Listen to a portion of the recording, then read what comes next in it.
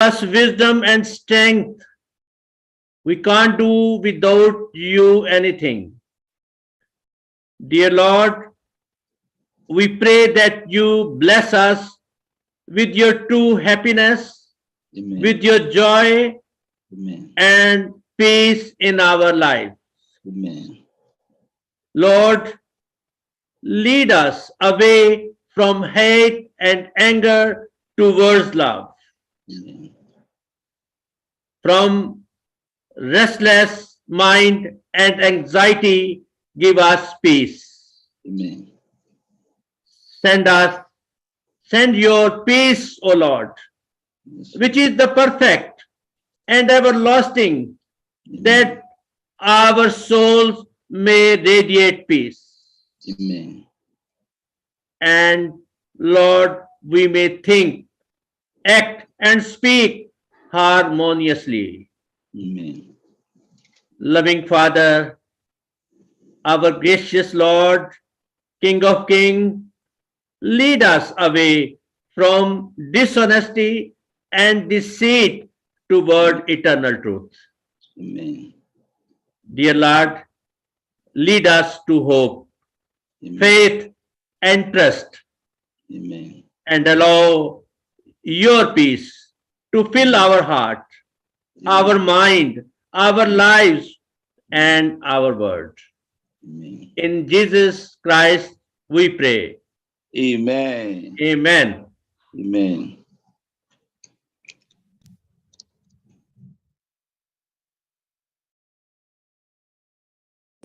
Good morning, good afternoon, good evening, wherever we are. I hope you can hear me. Can you hear me all? Yes? Yes. Yes, we Good. can hear you. Yes. Yeah, we can hear We you can hear clearly. you. I want to Very use clear. this opportunity to say thank you all for another day that we are all together to learn, to grow, and also to make an impact and make a change in this world. I want to say I appreciate your time.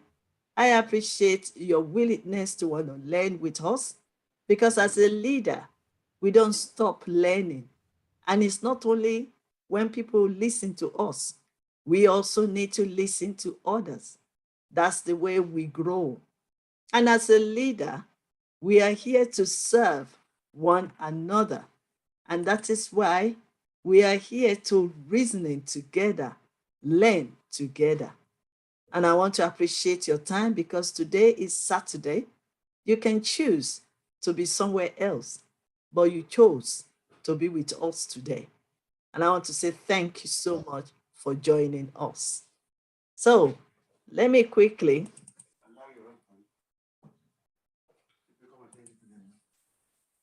Okay.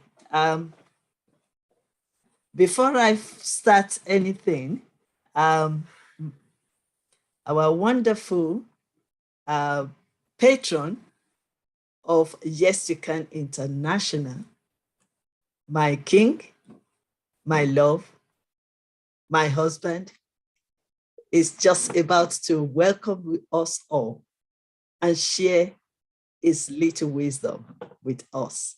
So please let us listen together.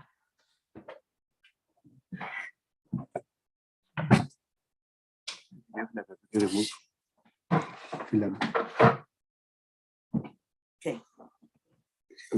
Yeah. Good morning, good afternoon, good evening, everyone on the platform. We thank God for your life. We thank you for your cooperation. We thank you for all efforts that you are making.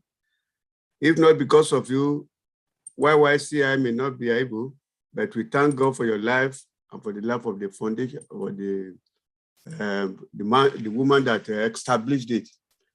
We really appreciate you. We won't take any of your words for granted at all, because you are precious before us and before God and before us.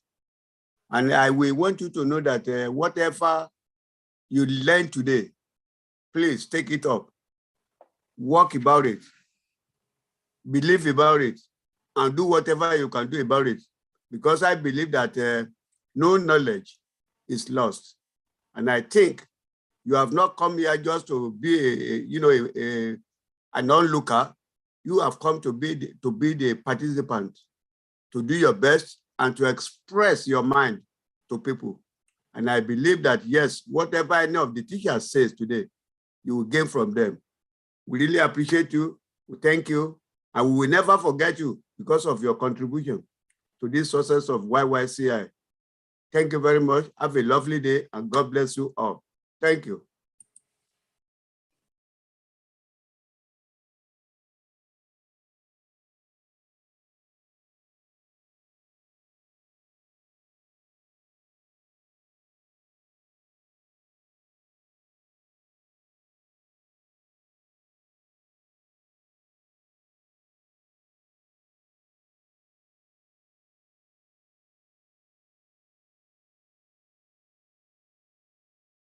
Sorry, are we still here? Good. Right. Yeah, we can hear you. We can hear you. Okay.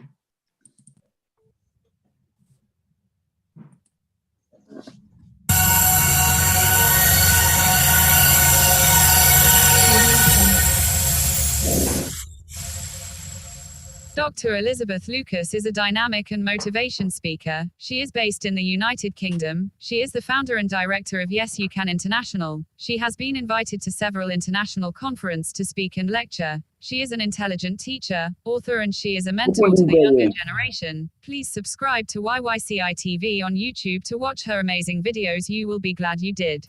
This is just to let you know that there's nothing too difficult for you to do. If we can change, then everything around us will change.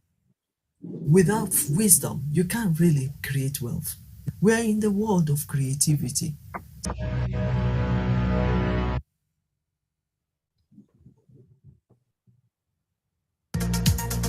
Yes, this is me again, Dr. Elizabeth Lucas of Falalu, the CEO of Yes You Can International, and the award-winning author of the book called Yes You Can. Another book as well, The Love We Lost.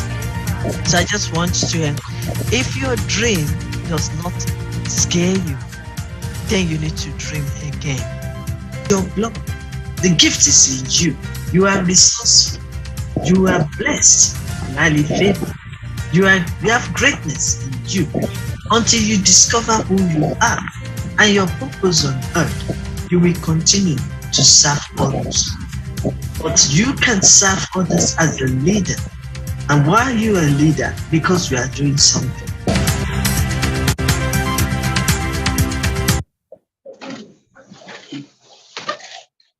All to Yes You Can International. Just want to quickly remind you again about what Yes You Can International stands for.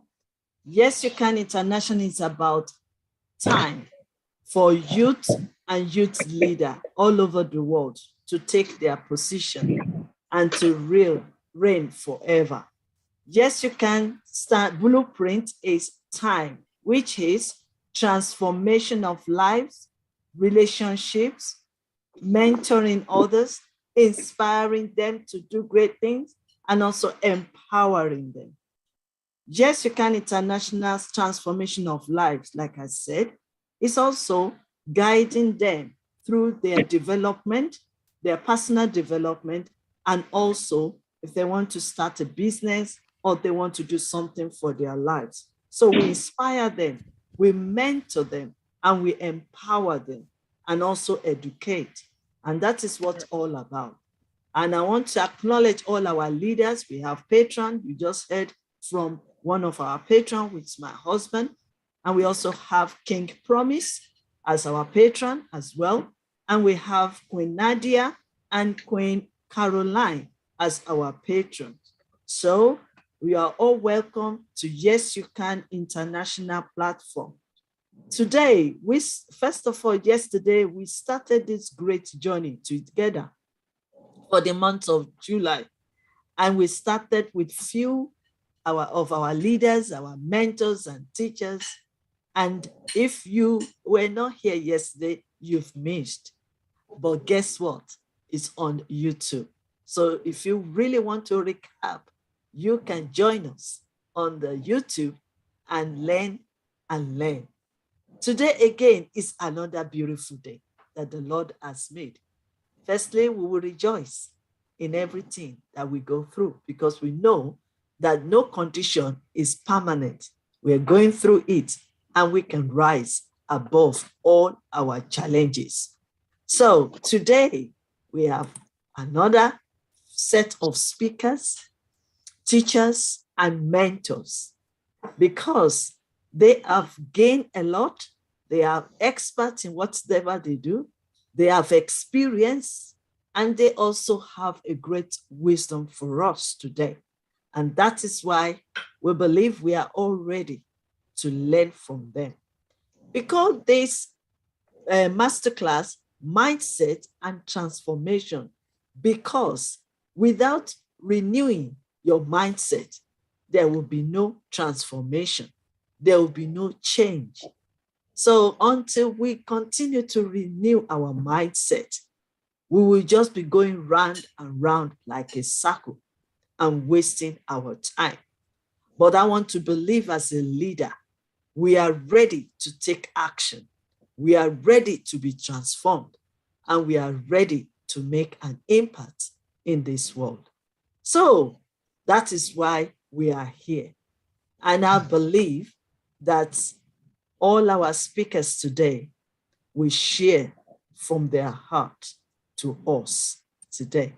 So without wasting any much time, let me introduce to you our first mentor, teacher, professor, and also speaker. And the name of Professor Dr. Charles Izuholo Helboria is the professor in education in the areas of theology, peace, diplomacy, crime against humanity, philosophy, psychology, literate, poetry, editor, advisor, motivational speaker, and public intellectual with over 35 years of teaching, administration, and research experience. Professor Charles is also a consultant, administrator, global educator, African head. Let me add to it as well, the king of education in Africa. Country director, senior professor, admiral, global chaplain, ambassador general, peacekeeper from Peace Operation Training Institute, finalist at USA, humanitarian, chartered fellow, journalist, poet, human rights activist, lay theologians. He also has a bachelor's degree in accounting, an accountant, MBA in administration and marketing, and PhD in education and theology. He's also a chancellor, associate professor, professor in different fields of discipline, a motivational speaker, and international keynote speaker. He's also have incredible experience in the administration and education for more than 35 years. And as a fellow member of professional managers and administrators in Nigeria, fellow in data processing management system, fellow chartered humanitarian, insurance expert, consultation and counseling, peacekeeping and peace building. Finally, the founder and global commander, general, and chairman of Dynamic Peace Rescue Mission International, DPRMI, International Intensive University Africa Head and Country Director, Nigeria Honorary VP, Senior Professor, Senator, IIU. So permit me, or you can join me in welcoming our first mentor on the platform. You are welcome, sir. Thank you, ma'am. Good morning, good afternoon, good evening, great excellencies. Yes, you can international. I give kudos to the founder, Professor Dr. Ambassador Queen Elizabeth Afololu, for welcoming me into this transformation class.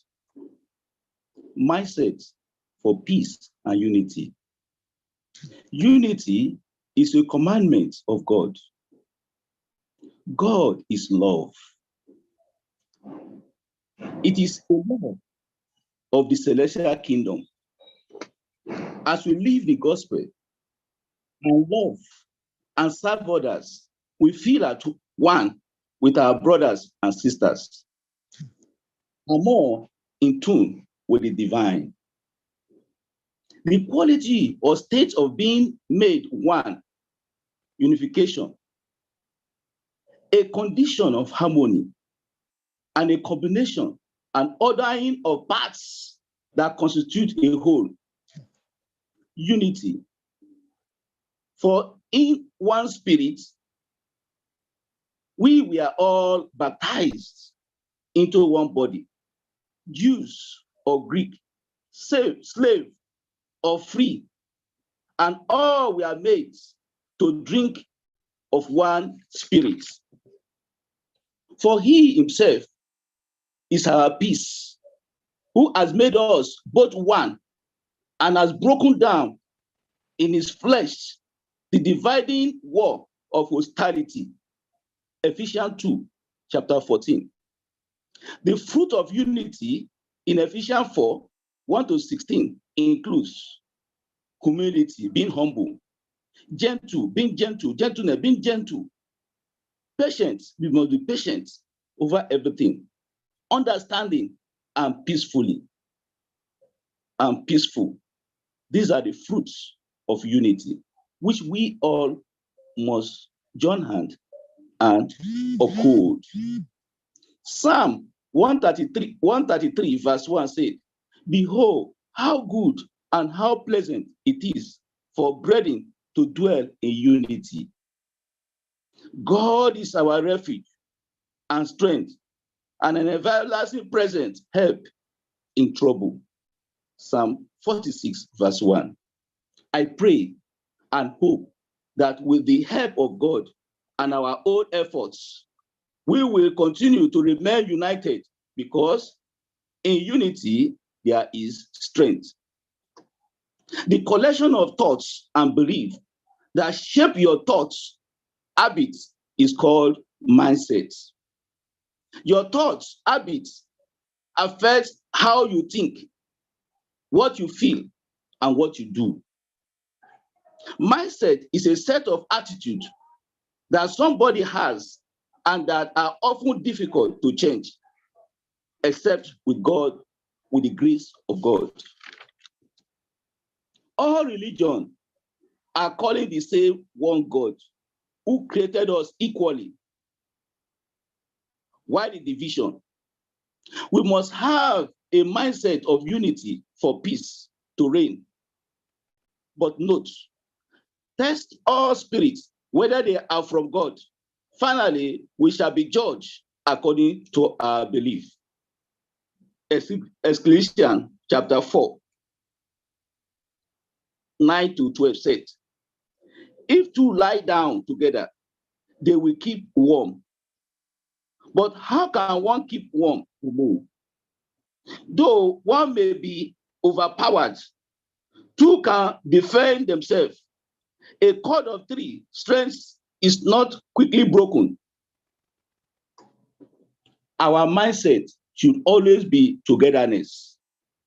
Togetherness is a hugely important aspect of life. It unites us, gives us security, much needed support, and a sense of belonging, and finally, encourages us to love one another.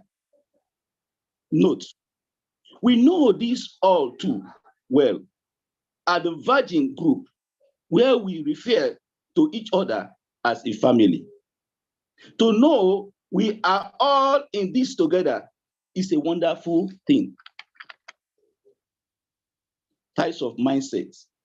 We have fixed mindset, we have growth mindset, we have self-efficacy mindset, we have positive mindset, we have sense of belonging mindset, we have relevant mindset.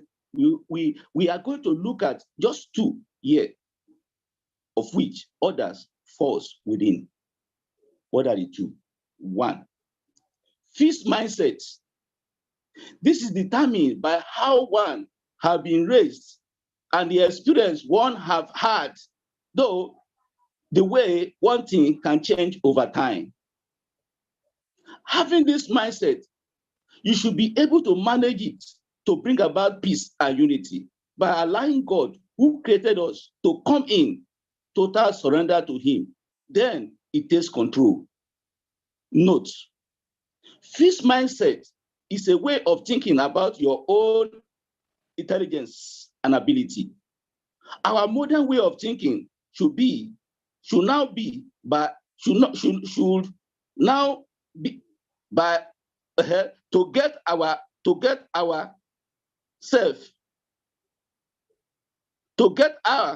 and fixed mindset, God to take his place in you. Fixed mindset is not what we should be looking at now at this dispensation of peace and unity. What you should be looking at is togetherness. And to avoid that fixed mindset, one need to be in control. How do you be in control? You can only be in control by allowing God to process. If God process, then God is in control, not you. So let us avoid fixed mindset because of the gravity, because of the disadvantage of it. Let us look at fixed mindset. A fixed mindset, one, you believe intelligence and talents are static. Intelligence and talent are static. They believe they want to avoid challenges to avoid failure. One with fixed mindset want to avoid challenges to avoid what? Failure. One with fixed mindset ignore feedback from others. They feel threatened by the success of others, which is very bad. They hide their flaws so as not to be judged by others, which is very bad. So let us now look at growth mindset. Growth mindset is believing that your brain can grow and you can learn many new things. You are not born smart, you become smart with growth mindset. Fixed mindset is opposite of growth mindset, as earlier said. It is believed that you cannot learn new things. Friends, you can, with God's grace, allow God to take control. Either fixed or growth and any other mindsets, our focus should be looking towards peace and unity so as to live healthy life and be happy all the time. A growth mindset can develop with practice, determination, and efforts. A growth mindset brings about peace and unity, which we need in this present dispensation, since we want to be happy. Happy all the time. Therefore, we must always allow peace to reign by doing the following. One, grow with people. Don't grow alone, but we should get to know each other so that we can grow and evolve together.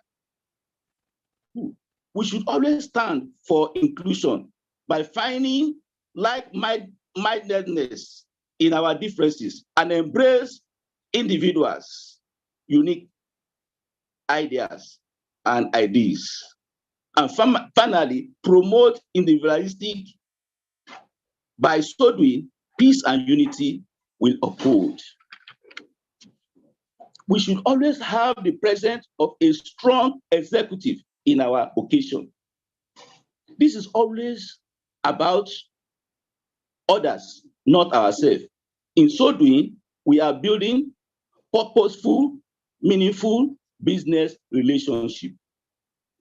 4, we should always be hunger for growth.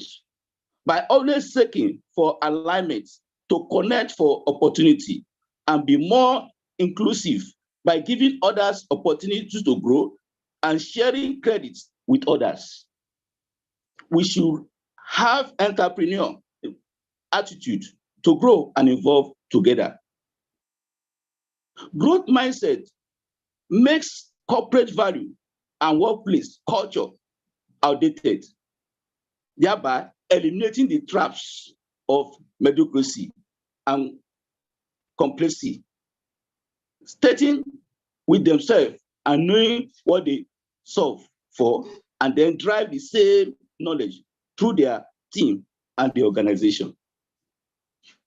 The difference between being relevant and allowing the marketplace to pass you by is all about taking ownership, which is the key in growth mindset. Ability to reclaim relevancy is all about transformation. I repeat again. Ability to reclaim relevancy is all about transformation. A growth mindset demands resilience and over-delivering value. What do I mean? Don't tolerate compliancy. This is to show the organization cares enough, thereby brings about peace and unity. Growth mindset brings about greater sense of preparedness. Growth mindset brings about greater sense of preparedness, which we need. Most organizations are not prepared for transformation. They spend billions planning for it, yet fail to operationalize it in the workplace and marketplace. That's because they fail to anticipate the unexpected. They lack the preparedness required to face the strategy implication of the investment and the uncertainty involved in deploying transformation. 8. Mindset shows strong situational awareness. What do I mean by that? Most leaders don't have a growth mindset because they are out of touch with situation at hand. They act as if they need to be in control rather than activate the people around them to influence more. It is good to effectively utilize the resources and assets of the organization in a way that guides and drives growth opportunity. This is what secular vision is all about. 9. Growth mindset get comfortable with ambiguity and uncertainty, meaning leaders must embrace uncertainty and see through the ambiguity to find previously unseen opportunity by taking time to step back and understand why the ambiguity or uncertainty exists. As they do, it is imperative that leaders bring their people along to ensure they do not fear uncertainty and ambiguity, either, but embrace it to create momentum and sustain it. Let's allow risk to be our best friend. 10. Growth requires more than sales and revenue. It requires a clear understanding of human capital assets. What do I mean? This involves learning how to serve the unique needs of the individual clients and or our consumers and the unique needs of employees. Let's have the spirit of open-minded. 11. Growth mindset entails having clarity on what others expect from your leadership. This is all about thinking differently and taking on new elevated level of ownership as a leader, because people are watching your every move and paying attention to decisions you make and why you are making them. Let's be clear about the paths to growth and the role others play to help the organization get there. 12. Leaders with a growth mindset desire to be significant more than just success, because they want the growth that they create to take the organization to places it has never been before. Building powerful mindset is key to mindset for peace and unity. Let's look into the following. 1. Set a goal to practice more gratitude and less complaining. Set a goal to practice more gratitude and less complaining. 2, in building powerful mindset, set a goal for at least 8 hours of sleep at night. 3, set a goal to eat clean food daily. Building powerful mindset. Set a monthly budget which includes something fun. 5, visualize your goal for 10 minutes daily. 6, put up at least 3 inspirational quotes to read daily. 7, take your bed daily so that you can be happy with your life, more productive, and have a stronger sense of pride and accomplishment in your day for all the tasks you do. 8, say nice things to yourself daily. 9, write down something great about each day. 10, write down the positive aspect of every challenge. 11, practice mindful happiness while computing. 12, practice being your own best friend daily. 13, practice saying no without explanation. 14, struggle to bounce back in life. In conclusion, embrace love and fruits of unity, which are humble, gentle, patient, understanding, and peaceful. Always see your challenge as opportunity. Reflect each day on what you have failed at and learn from. Focus on rewarding others. Identify opportunity to celebrate the success of others. Stop seeking approval from others. Organization that leads the freedom with growth mindset practice for the betterment of the business and the society. Realize the growth transformation promises and will result to global peace and unity. Where there is love, there will be unity. Love gives room for growth mindsets. When there is unity, there is peace. We need peace in ourselves and globally.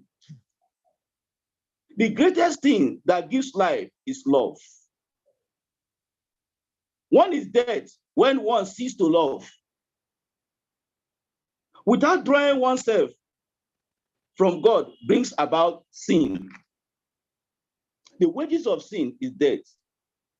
Let us continue to love so we can always have our life sustained. Happy new month, the month of July, the month of greatness, the month of perfection, and the month of fulfillment of our vision. Let's continue to have the mindset for peace and unity. Togetherness is a huge, important aspect of life. It unites us, gives us security, much needed support, and a sense of belonging, and finally, encourages us to love one another. In God we trust. Thank you very much for this opportunity. May God come to strengthen us as we listen to this word. May God come to transform us so that we will be a better person to ourselves, to the society, and globally as a whole. Thank you very much. May God bless us all. Thank you so much, sir. Thank you. We really learned a lot. Thank God you were able to come and join us today, because I was a little bit worried before. And I'm glad that you were able to come and share with us this morning or this afternoon. And from our own end, I've gained a lot, and I believe that every of our leaders as well have gained a lot today. A few things that you've said to us today. Number one is transformation. Mindset is the shape of our thoughts, which is very important. And it's also an attitude. So, and then we need to have a mindset of unity for peace, because if we don't have that mindset, there's no way we want to promote and keep the peace and also to make the peace. So we need to have that mindset right from the beginning. Togetherness is also very important. We need to have the mindset of togetherness, because when we think that way, then we will be able to gather together, work together, stand together, believe together, make things work together, and make a change in this world. You also let us know that mindset is not about being born smart. Mindset will make you to build yourself up to become smart. So it's nothing that we were born into, but we have to develop it through our mindset. So also through our growth mindset. So that is very important as well. And also we should be willing to promote individuality. Like we need to come together. We need to promote ourselves.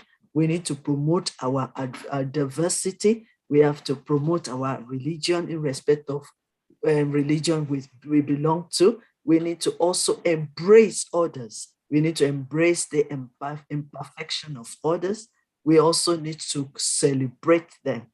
You also talk about we need to be hunger for growth, which is very important. The reason why we are here on this platform is because we are hungry to learn more. And when you keep learning more, you are growing your mindset. And then we have the ability to reclaim relevant is about transformation, which is very good, because without this, we can really not make a change or move forward. So we need to have that kind of ability. So we need to also prepare, because transformation is a process. It's not one day job. It's a lifelong. It's just like when we say that learning is a lifelong. Until we are still in this world, we need to keep transforming our lives, transforming our relationship, transforming our leadership, transforming everything that belongs to us, and even transforming our situation. And that is that God of the universe has given us the grace, has given us the wisdom, and he has given us the ability to be able to transform. Another thing also we learn to serve one another. Very important. As a leader, we need to serve others. That is why we are being called. We are not called to just be ourselves, but to be there for others and serve others.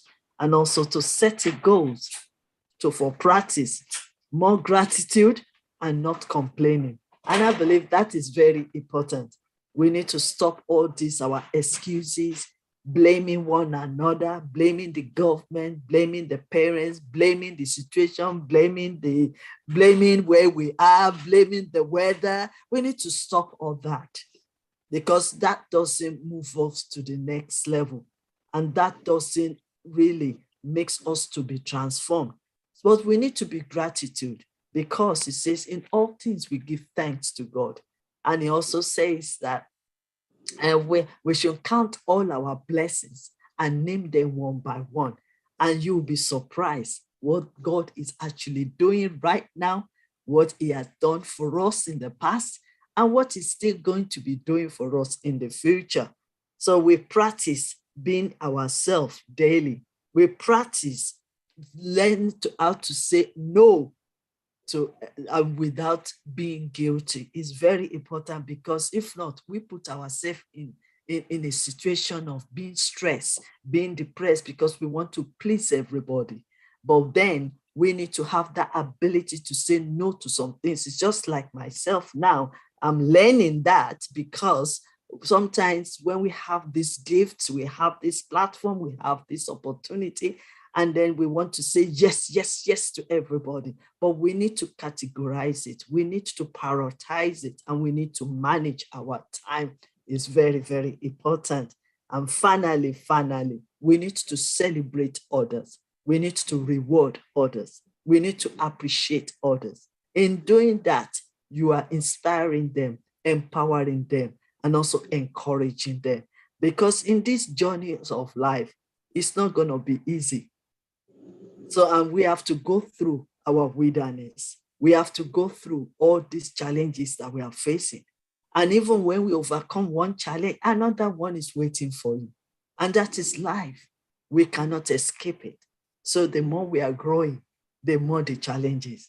And the more the challenges, the more we are getting better, stronger, and wiser. And I want to say thank you so much. And then finally, stop seeking for approval. The only person that needs to approve you is God. And if God has deposited the gift in you, and if God has called you to do something, then it's only Him that has the right to approve whatever you want to become. You can seek advice, you can seek mentors, you can seek guidance, but when it comes to approval, that one should be between you and the universe. So thank you so much. I hope I've summarized it. Exactly. Thank you, ma. So thank you so much for giving us the best this morning. Now we need to continue, sir. So thank you for joining us. We appreciate you, sir. And have a wonderful day. If you can still join us throughout, that would be fantastic. Like I always tell our leaders, don't go to a conference just to speak. Go to the conference to speak and to learn from others, because nobody knows it all and no one is perfect. So thank you so much. Right, let's continue. And I'm going to introduce our next speaker as well. Even though I've been given a serious instruction, she knows what I'm talking about. I've written a very nice, and then she texted me over the week and said, oh, no. I don't want all these stories. Just do it sharp, small, and that's it. So at your service, Professor, Professor Dr. G.C. Kavita is a psychologist, international acclaimed inspirational speaker, popularly known as Happiness Woman. She has been a recipient of many awards for taking voluntary talks on happiness. She has touched 400,000 lives with these talks. I'm not satisfied, but okay, I believe you are letting us to know that let me speak and let my speech introduce me. So I'm at your service. We welcome Professor Dr. Kavita onto our platform this morning. Thank you, ma'am. You are welcome. Very good morning, happy morning, and thank you so much, Ambassador Professor Dr. Queen Elizabeth, for obliging to my obliging to my request. Because last time I was just wondering, like, when does my introduction stop? Such that I can start talking. So I felt I have to cut it down, because finally. And that is really, really, really, really too short, my professor. But we get it. We get it.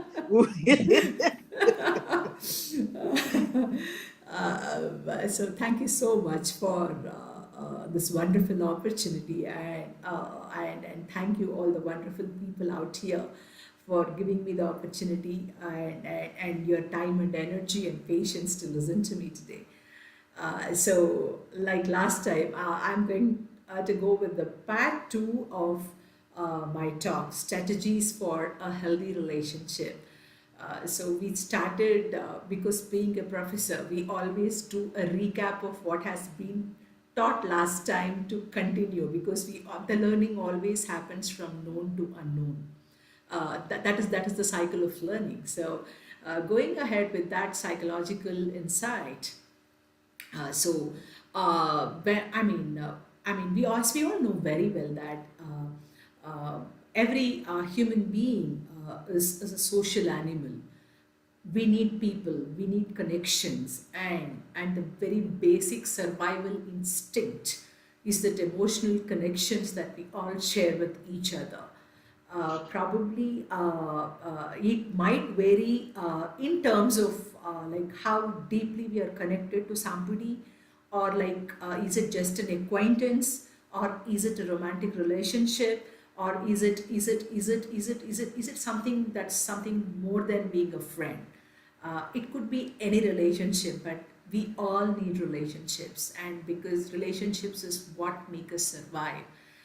As I keep mentioning often again and again, a lot of studies have been done on this, whereas it's stated that any material acquisition, any material acquisition in terms of money, in terms of the assets, in terms of how much you have gathered over your lifetime, will have a quite a short shelf life.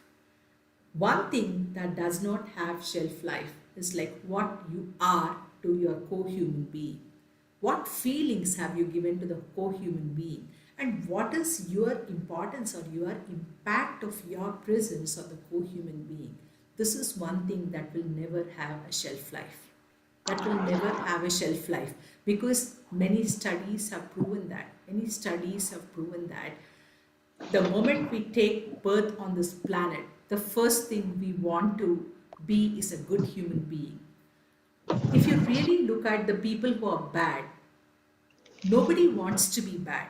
Nobody wants to be called bad, because they have a conviction in what they are doing, because they have a conviction in thinking that there is a goodness in that bad act, they still do that.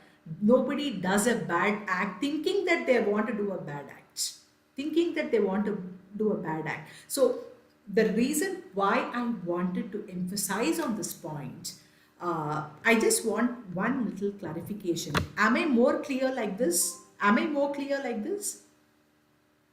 Yeah, wonderful. I think I'll continue like this. Uh, so every human being born on the earth always want to feel good, because feeling good, being good, or getting the name that the person is good is the first thing that every person strives to be. If you notice, even as parents, when we are grooming our kids, we keep often telling them, are you a good boy or a bad boy? Are you a good girl or a bad girl? Bad girl. We often, subconsciously, we often keep mentioning this across. We don't consciously mean that, because for us, we have been hardwired to be good, because every existence on this earth with consciousness, with highest consciousness like human being, wants to prove that they are good. So what you do, the feelings you create to your co-human beings, the kind of act or the support that you give to your co-human beings, this will never ever have a short shelf life. This will be there with you forever, and this is what we call it as the gratitude, as Professor Charles was just mentioning. This is what is called the gratitude. The kind of support what we have received from the other person, the kind of support what we have received from some from higher force. It could be God, it could be universe, it could be anything. The support what we have received is what makes us feel that or create that strongest emotional sense called that gratitude. So this is most important thing that we need to understand. And next most important thing, when we talk about relationships, as I mentioned, being a social animal is one of the basic, very, very foundational, quite primitive survival instinct that every form with consciousness has in mind, has in mind. So going back again, like how do the various strategies that we can adopt to build the healthy relationships? So probably I like to start with how do you really build a healthy relationship with yourself first? Because when we say relationships, we always think about others. We often keep forgetting that we are the first person with whom we need to build a good relationship. And let me tell you reason why I'm forced to talk about this. The reason why I'm forced to talk about this, we don't really prioritize ourselves in the relationship factors. When I say like, what I mean, with how many friends do you have with yourself? How many of you here say that you have one best friend that is you? That is you to yourself. How many of you really consciously say that? We never say that. We are not even conscious about it. We are not even conscious about it. So when I say healthy relationship, strategies for a healthy relationship, I'm like to first mention you to yourself. What is that best that you can be to yourself? Because when you can be to yourself, when you can be sensitive to yourself, when you can know, understand, comprehend, and meet up to the needs of your physical body, your emotional body, your psychological well-being, your spiritual well-being, your holistic, your overall well-being, you can definitely be better with others, because that sensitivity is something that has developed as an attitude in you. You can often keep spreading it to others. How many of you will agree with me here when I say that a kind person who's supposed to be a kind person, he's also kind to himself or herself, just not to others. Do you agree with me or not on this? When I say somebody is kind, kindness doesn't just mean the person is supportive of others. Kindness doesn't mean the person only thinks about others. A kind person has an inherent attitude to be kind to himself. And why is he or she able to do so? Because the person is sensitive. The person is sensitive to the needs. The person is sensitive to the expectations in a relationship. The person is sensitive to the various aspects of what a person can be in a specific relationship. So if we have to really understand, when I say that you need to build healthy relationships with people, when I say that the first person I'm talking about is you. So it is the time today to sit down and jot down what are the unhealthy patterns that you are giving it to yourself. What are the unhealthy patterns? Are you taking care of your own body? Are you exercising on a regular basis? What are the activities you're doing to keep your emotional well-being? What are the activities? Did you have time? Did you have time to really check into the things that really gives you happiness? Because what gives me happiness might not give you happiness, because our happiness quotations are different. Our happiness variables are so different. We are all different people, and because our grooming is different, the way we brought up is different, and our choices are different, the way we lead the life is different. When there are so many variations, how many of you are really sitting down? How many of you are really sitting down to see that you are doing something that makes you happy? Now let me come to the physical health aspect. How many of you are really taking care of the physical health of you? How many of you are exercising on a regular basis? How many of you are meditating on a regular basis if you follow meditation? How many of you are adopting the spiritual practices to give you that mental strength, to give you the strength that you are ready to face the consequences that come in your life? How many of you are doing that?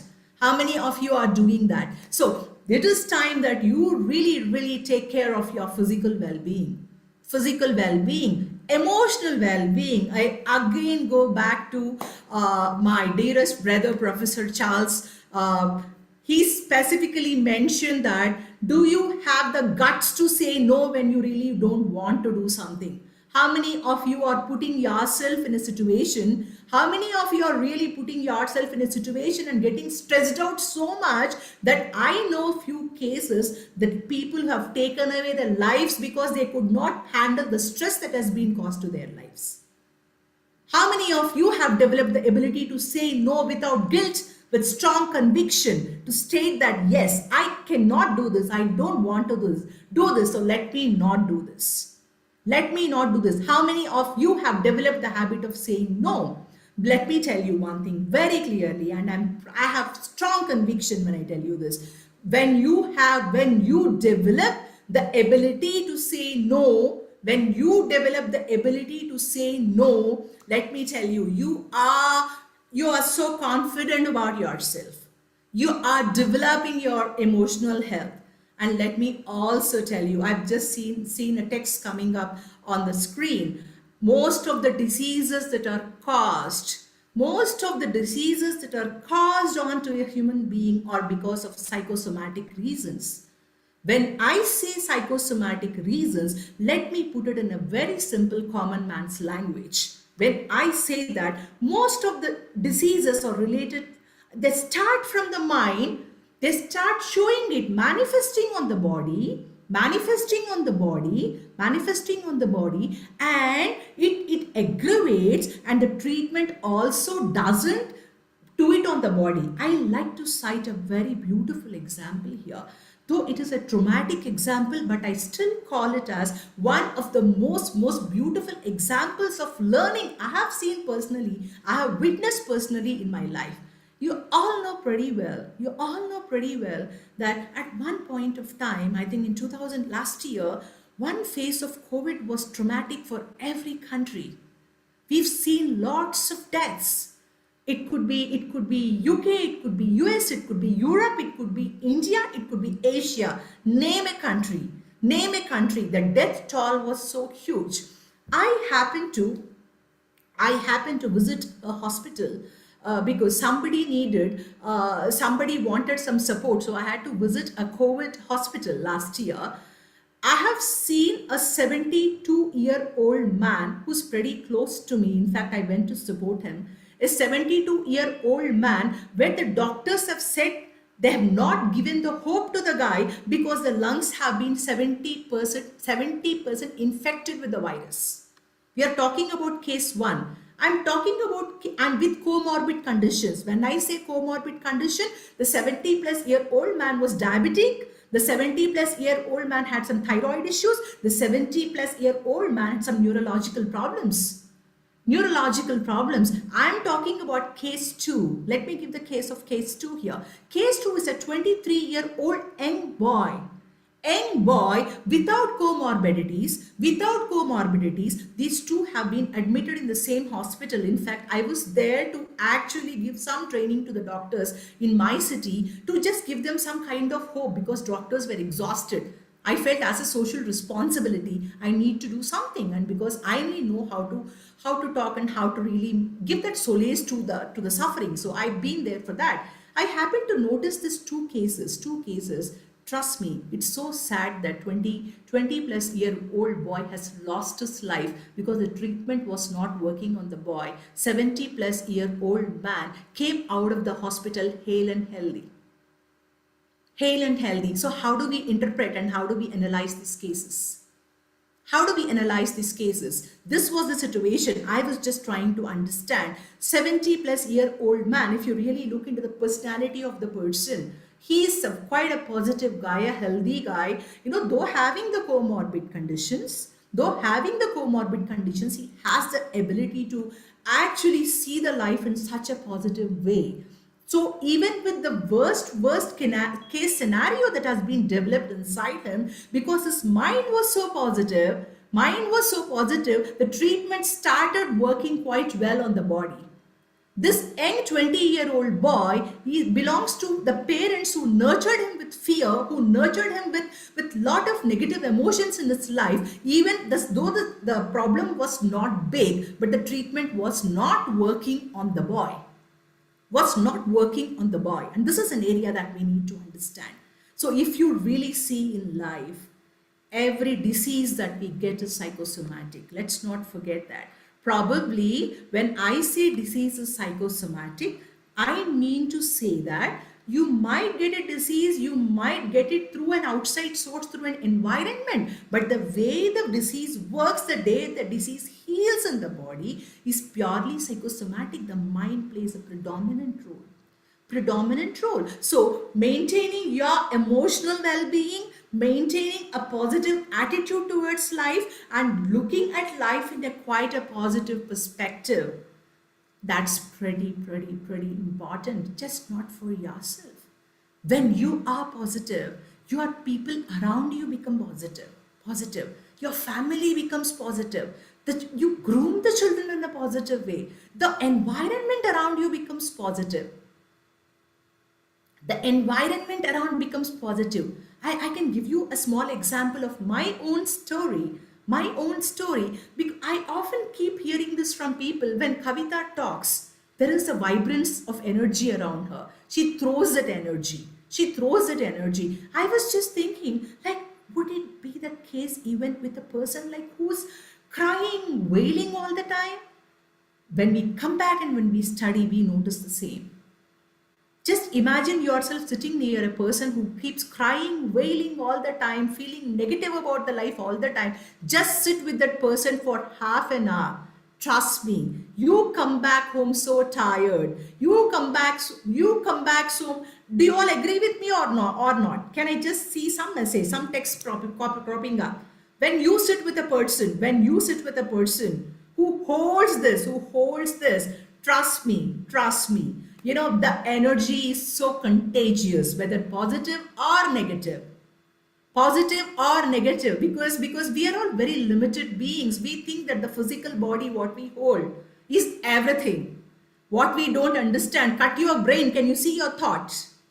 Your thought is energy. Everything moves from the thought. The way you behave. I like to mention again. Behind every behavior, there is a thought. Behind every thought, there is an emotion. Behind every emotion, there is a feeling. Behind every feeling, there is a context, a story that has told you.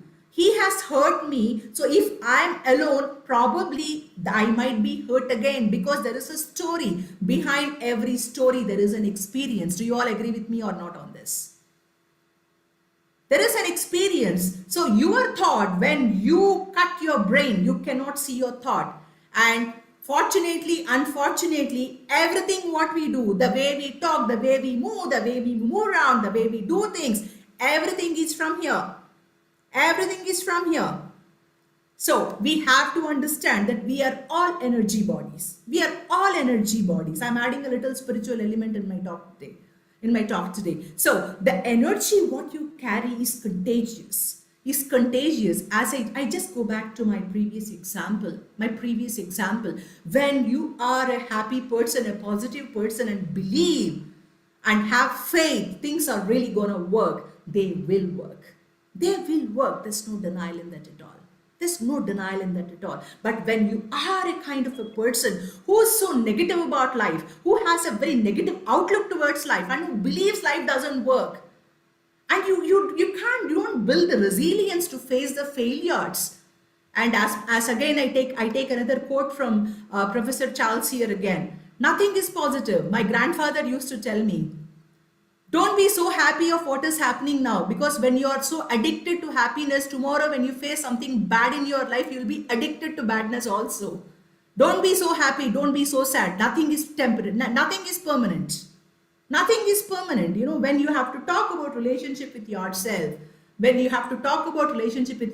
please understand, life is nothing but a pathway of positive and negative emotions. Nothing is fixed.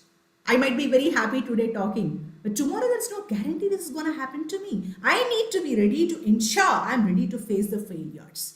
I need to be ready to ensure, I need to build the resilience, I need to face the failures. And let me tell you, life is more beautiful when you have failures. Just imagine a situation for 1 month. I'll ask you all to do this. For 1 month, don't face the problems. Have 3 square meals. Just stay in a very comfortable place on a couch, with all your, with all your mattress and everything on quite intact. Just be like that for 1 month. Would you be comfortable? You start hating your life, let me tell you. You will start hating your life, because the life is made beautiful only when there is a failure. Life becomes beautiful only when there is a failure. Life is never made beautiful when there is all success all the way. No, it doesn't work like that. It doesn't work like that. Life is made up of failures, and that is what we need to teach the children. Teach the children, because we don't celebrate failure. We don't celebrate failures. I think this is the time, it is now that we start celebrating the failures. Celebration of failure is your success towards life. Let me tell you, this is my all-time favorite quote. Celebration of failure is your success towards life. And second most important thing, so maintaining a healthy relationship with yourself is what is most important. To the child, to yourself, to the adult, to the seniors, it could be any age. Just start romancing yourself first. If somebody asks you tomorrow, who's your romantic partner, be bold to say that it is you. That it is you. You love yourself first. Be bold to say that, because when you say, do you love somebody? Don't say, no, I don't have anybody in my life. Don't say that. You say, I have myself. I'm the most beautiful person. I like to, on a very jovial note, I like to say that if some child tells me that, I am bored, I said, you are bored of your own company. Why do you say you are bored? You should enjoy your company. And why do you say you are lonely? Why do you say you are lonely? When you cannot stay with yourself, how do you expect others to stay with you? Start enjoying yourself. Make ways to see yourself. I don't mean to say that you should become narcissist. I'm sure some of you, I can see my sister, Ambassador Marine here. Narcissism is a kind of a disorder, wherein there's so much of obsessive self-love on the same person, or on own self, that they don't see anybody else. I'm not talking about that love. I'm talking about the appreciation for what you are.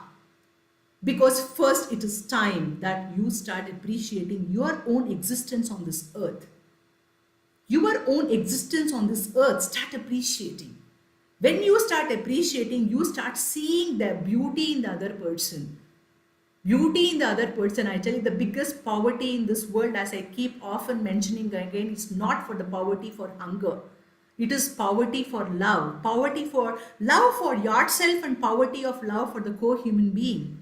We don't love others. And unfortunately, love is often misused as romance or a sexual relationship. Love is something pure. Love takes various forms. It need not be a sexual relationship. So love can take various forms. First, have that real love that comes from you on yourself and onto your co-human beings.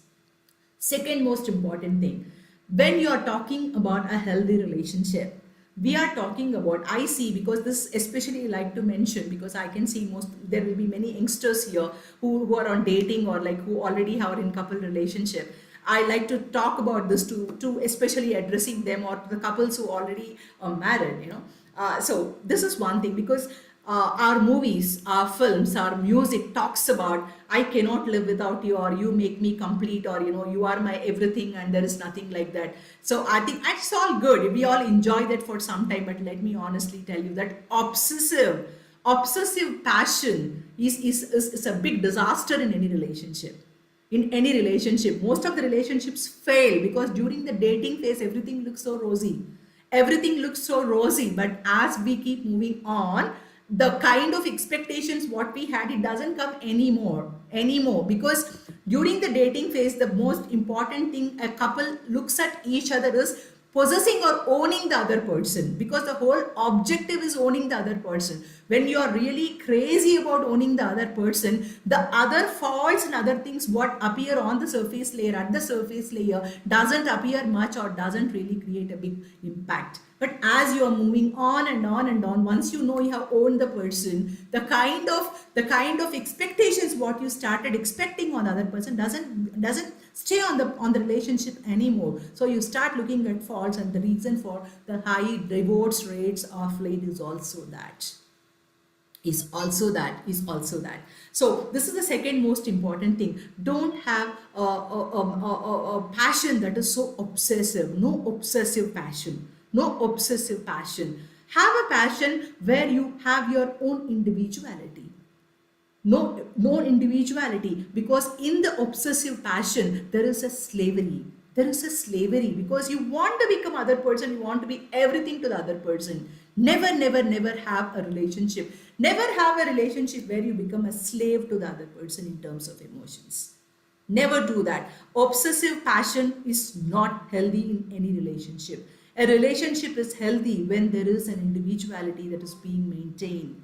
When there is an individuality that is being maintained, where you still preserve your own identity as a person, where you respect each other as a person, where the identity is being held as a person. Because the most beautiful relationships, and you can, somebody can question me, we talk about the greatest love stories as Romeo and Juliet. Finally, as per me, Romeo and Juliet never lived. There's no point in dying. We are talking about life. We are talking about living. So please understand, no slavery has to be there in any relationship, because obsessive passion is never healthy for any relationship. That is the second most important thing that I wanted to talk today. And the third most important thing is prioritize your positive emotions. Prioritize your positive emotions. There has been a study that stated that for every one negative emotion, in order to really I would say that in order to lower that feeling of emotion, there has to be compensated by 5 positive emotions. 5 positive emotions. If you really want to be in a healthy relationship with yourself or with others, there has to be at least 5 positive emotions that you are experiencing on a day-to-day basis for every one negative emotion. As I mentioned in my last class, we are all negatively hardwired. That is not wrong. That is a survival instinct. If we think positive in all the situations, we never take care of ourselves, and it becomes very difficult to survive. So it is time now that you start looking at, there would be negative. I don't say there should not be negative emotions in a relationship. There can be negative emotions in a relationship, but please ensure that for every negative situation that happens in your life, you are trying to create 5 positive emotions that can compensate this negative feelings that are just dominating your mind. And the last thing I would like to talk about is, you savor your beautiful nostalgic memories, at least for 15 minutes in a week. I tell you what it could be. It could be something like the first date you have been together, or the first gift you have received, or it could be your first success in your career, or it could be the first meal which you cooked together.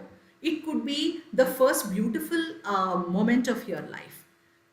Weekly once, sit together as a family, and revisit these nostalgic memories, nostalgic beautiful memories, at least for 15 minutes. Because what really happens is, when you are doing so, you start thinking that your life has a lot of good things to talk about. Your life has a lot of good things to really enjoy. Your life has a lot of good things to do. For this, the most important thing is, it is time that you start really making the memories. Start making the memories, because as I often keep mentioning, where we don't really rate the success in terms of a quantitative aspect, not in terms of money, not in terms of your bank balance, nor your fame, nor your name. It is all in like how beautiful you've been leading your life on a day-to-day basis during the waking up hours, and how good sleep you're getting. on a day-to-day basis. I think this is what really makes a relationship. This is what makes a relationship. Start savoring your beautiful memories, because it is time that you start collecting your memories. The more you start collecting your memories, you have to discuss this at least 15 minutes in a week. When you are doing that, trust me, your life can be really, really made beautiful, really made beautiful. So you start making the relationship first with yourself as a person, and then with others. When you cannot make relationship with yourself, if you, and let me tell you, getting angry so often, it's a clear cut indication that you're not happy with yourself. You're maintaining a very bad relationship with yourself. When I say good relationship with yourself, you need to have an emotional control, you need to have a fit physical health. Keep smiling, keep happy face always, whether you like it or not. Keep a happy face always, because there was another research that was done in Harvard University, which stated that fake it till you make it. Fake it till you make it. You might not like it, because I see some children right from childhood, like they're so solemn and they're so sad children. I title them as sad children. They're never happy in their life. Smile for nothing, smile for no reason. Have this curve always open. That's very important. When you're happy, because the other person who's sad, because I call it a social service, because people tell me often that this whenever you're always smiling, because it's a kind of a social service. Not that I intend to do a social service, because I see my parents, so I have adopted the same thing, right? It's a social service. When you're smiling, then there is a curve on your face. There is somebody who feels happy for no reason. You need not have a reason. You see a happy child, there is a smile on your face. You don't have a big reason. The child need not be yours. But despite that, when you see somebody happy, you are happy. You are happy. So smile is contagious. Ensure that you often keep smiling. Don't keep a serious face always. Keep smiling, and life is beautiful, and life is short, and then life is very much within our hands, and let's not forego that. Let's not forego that with all the negative things. And I think with this, I really like to call it a day. And thank you so much, my beautiful people, for giving me this wonderful opportunity. And thank you all, and great day ahead. Thank you so much. Wow, wow, wow. Let me do my clapping. This is amazing, amazing. That's what is so unique about this masterclass, because we are all relaxing and we are all learning from one another. And guess what? The last statement she said is keep smiling. So let's see the smiles in face. Let's see the smiling face now. Let me see. Okay, Pastor Nelson, I'm seeing the smile. Yes. Where is Professor Charles? I need a smile. But he So, has put a smiling picture of him. yes, yes, yes. I need that smile. We need to act on what we've learned. So Yeah. I'm checking. I'm checking. Please open your camera and smile. That is the beginning of transformation. Yes, I'm waiting, because we can't move forward if you are not smiling. That's better. That's better. Now I feel great. Thank you so much, Thank you. Professor Kavita. Every time you are always giving us gift stuff, you are always giving us a gift, because I believe the word that you are sharing with us is a gift that we cannot buy, and the person that can give us that right gift is you. And I'm glad that you accepted our invitation regularly. You were here last month for the part one of your message, and now you have given us another powerful message, which I'm so grateful. And I believe that as time goes on again, you will be able to say yes and not Yes. you'll be able to say yes to our invitation as well. So I want to say, I personally, I don't know of you, because like I said, we are not here to just watch. We are not entertaining ourselves. We are transforming our lives by increasing the knowledge that we are storing in our mindset. So I believe that we've all gained a lot today. Thank you for your patience. Thank you for joining us, the willingness of learning. We really appreciate it. I'm just going to quickly, if you don't mind, summarize. Okay. Please, please. So, She said that what feelings are you giving to the human being? That's the great questions that we all need to be asking ourselves. Because if we want to impact into other people's life, then what kind of feelings are you giving? What kind of impartation are you doing? What are you giving to others? Because it's not just giving them money. It's not about giving, like she said, it's not only just helping and showing kindness. It's about we ourselves. What are they gaining physically, spiritually? What are they tapping into? And I think that is a great question.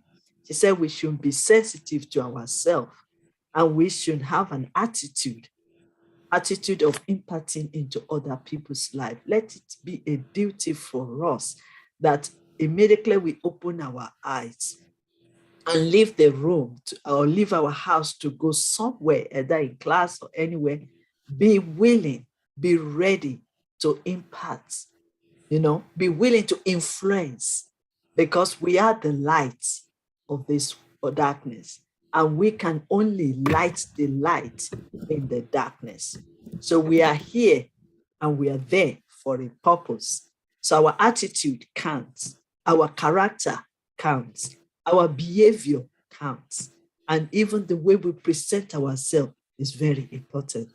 And I believe she is really focusing on us. If we are happy, everyone around us will be happy, including even dog. Have you seen? If you are smiling, they can do because they can feel it. Yes, they are not human beings, but they can feel. If you say chiki chiki chiki, if you say something like hello, or meow, they know that you are connecting.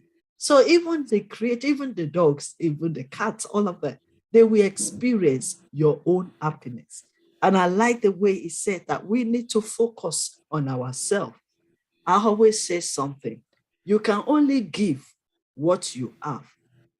So if you cannot love yourself, how do you want to love others? If you cannot take care of yourself, how can you influence others? What do you want people to gain from you? Like I said, it's not just what you give physically. I was joking with somebody recently. I said, when you go to the burial, I'd never seen somebody say, oh, she gives us money. Oh, she has a car. Oh, she gave us I never seen anybody say that. What they said is your attitude, your character, your behavior, how you make them feel. That's all what you hear. And that is very important. And I always say to people, in that day, when we grow older and we meet the Lord, only two things will happen. Our spirit will go back. Our body will remain. But our character will stay with people. So it's very important that we start building ourselves up. And that is what transformation is all about.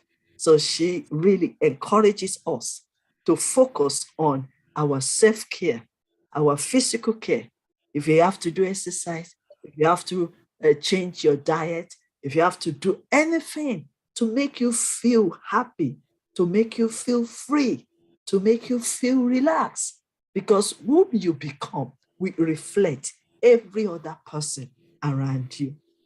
She also said something like, I think that one is a message for us today as well. Always say no without being guilty. Because if not, you will be yes, everywhere. And then you overwhelm yourself. And then you overdo it. And then you feel tired. I need to be talking to myself sometimes because I want to do it. I want to help everybody. Or you cannot help the world. There's a specific people that you have to focus on. And there's a specific, and that is where creativity will come. That is where quality will come. When you select and categorize and prioritize what you do to others. Because you yourself, you are very important. And this will give you confidence when you can say no. You feel confidence that you are prioritizing what comes your way. You feel confidence that you are in control of your life, your time, and your energy. And then mind the dominion roles. Be positive, to yourself. Energy is contagious. Oh, yes. I'm glad that she keeps reminding us of all this. Energy is contagious.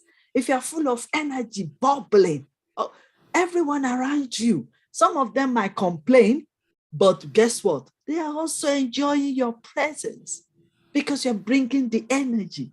Let me take myself, for example. I still do part-time admin job in hospital. During this COVID, you all know it all. It's reality of life. And I only do it part-time in the evening. But one thing I've noticed and what they've said to me is that when I come into the building, it's like energy. Maybe they've been working since 8 o'clock in the morning and you came in around 4 o'clock. It's like you are giving them the energy to continue whatever they are doing. Because I'm always smiling. I'm always saying, how are you today? I always tell them, don't worry, you have only next 3 hours to go. And by the time you realize it, so these are the things. It's not only just money. It's about how you make them feel. So energy is very important. And behind every behavior, thoughts, motion, stories, there's energy. So we need to continue. And energy is the thought, because they said that as you think, so you are. So if you're thinking negative, then you will go out there and give negative. If you're saying, oh, it's not going to be possible, oh, it's raining, it's there, then you are giving them something to drag them back. But if you say, oh, no, who cares if it's raining? Let's do it together. Come on, let's go. We have the energy. You understand? You are boosting their immune system up. And that is why you will see that people will like to hang around you because you have the energy. I believe I'm correct. Mindset is everything. I always say that. But then I claim what she also said. Everything in our mind believes we work all together. So everything, if it is negative, it will work. If it is positive, it will work. But how we encourage us to switch. I mean, like he also said, everything is not positive. If it's also positive, then we are not growing. So there shouldn't be ups and downs. There shouldn't be challenges. There shouldn't be trials. We have to go through it. It's a journey. It's a journey of life. We are not saying that there's no negative, but you have the ability, you have the power to change the negative to positive. That's what she's talking about. And he said, nothing is positive. Nothing is permanent. Like I always say to people, no condition is permanent. It's just for a while. And then nothing is fixed. And that is why this platform is all about. Because nothing is fixed. Your mind also shouldn't be fixed. So we need to come out of the fixed mindset to start switching into growth mindset. Because that's the only thing that will make us to transform. The only thing that will make us to change. And the only thing that will make us to move to the next level. We can't stand still. Have you seen? Even the world is going round and round and round. There's no standstill. What you know 30 years ago is different from what you will know now. What has happened 2 years ago, it's changed. So when you wake up in the morning, it's a new day. That is why we always say it's a new day. It's a new day, new thing, new everything. Because when you wake up, the past is past. Yesterday is gone. You cannot go back to it, but you are going forward. So you embrace the present. So, and then we need to face it, face the reality of life, face the negativity, face the challenges. We can't run away from it. Have you seen? You run away from it today, you go over there, you face another one. So what's the point of running? So you have to deal with it now. Deal with this one, because I always say something. Do you know that it never ends? It never ends. When you are celebrating yourself, yes, I've overcome this one. Yes, I have done this one. Yes, I've succeeded in this one. Guess what? Another challenge is still waiting for you. So it's like you pass this one, you need to go to another level. And there's another challenges for that level. You pass that one, you move to another one. So it's ongoing and it's a journey and we can't escape it. So we need to face it. Life becomes beautiful even when there is failure. I love that one. Even when there is failure, still smile. Because you know what? Failure is the beginning of success. But it just depends on how you interpret it. You understand? So failure, look at it and say, yes, I failed. That gives me the opportunity to know it better. Yes, I fail. That gave me the opportunity to rise up again. Yes, I make mistakes. That gave me the opportunity to experience and have more wisdom. I can't really talk about it because there's so many, but I will round up to say, save your beauty memories and emotional control. So, you have to save your memories. Everything is not about bad news, bad evil, bad this. There will always be memory. I mean, it's just like it helps me in my marital life. Sometimes we go through it, go through every challenges of life.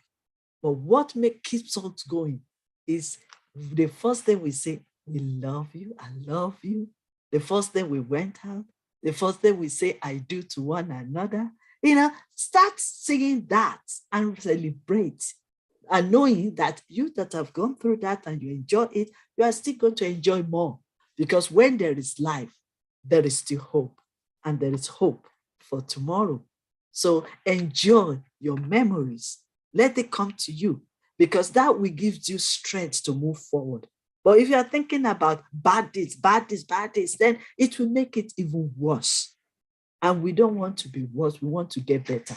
That is why we are on this platform, to transform our lives, our relationships, and even in our leadership, and also to change every situation around. So I want to say thank you so much, Professor Kafita. I hope I have put justice into that. I can't really say much, but that is just the summary. So thank you. We appreciate you. And I believe that this will not be your last time of coming over here. Thank you so much. I really appreciate you. Thank you. Thank you. Right. We have another ambassador, my own president, that will be speaking to us shortly. But before then, if we have Ambassador Professor Y.Y.C.I on the platform to say a few words of greetings to us, because he is meant to give us the opening remarks, but I think he was busy in the office and we were both in another meeting before coming here. So do we have Professor Y.Y.C.I here? Can everybody please help me to check? Is he here? No?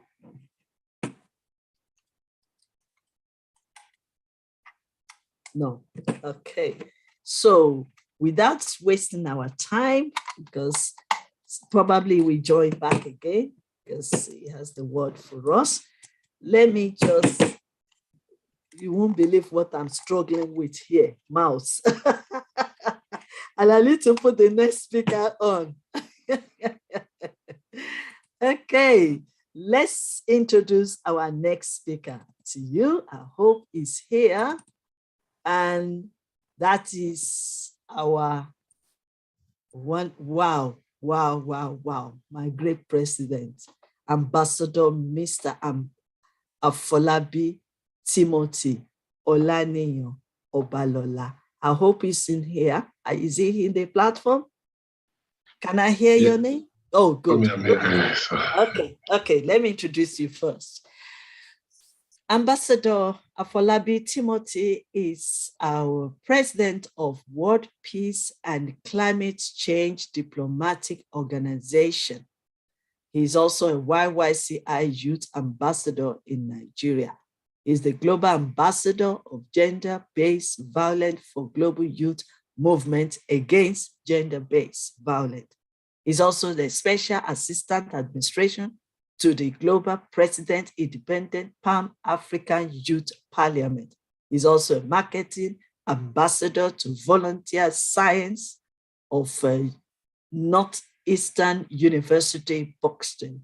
He's also an ambassador on COVID-19 to Mohammed bin Rashid University of Medicine and Health Science in Dubai.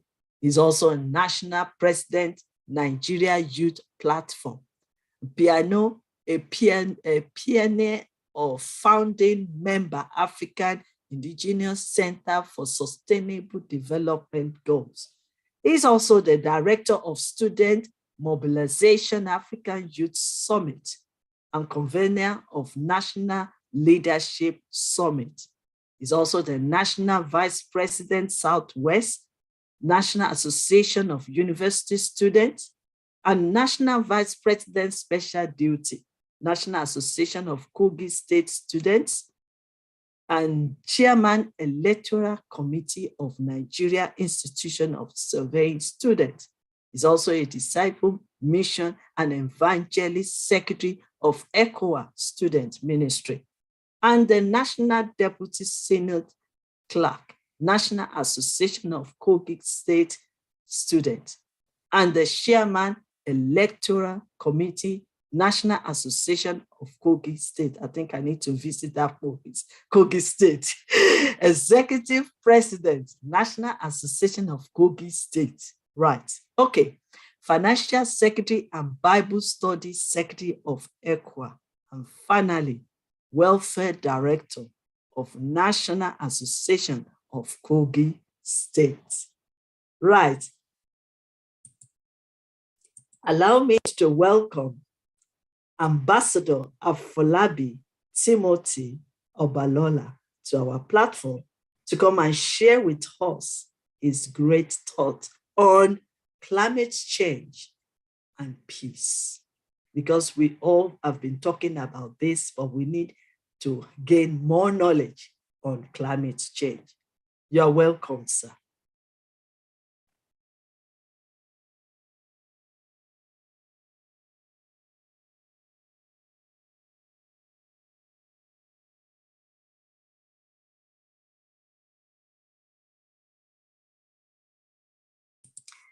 Ambassador Afolabi, we can't hear you.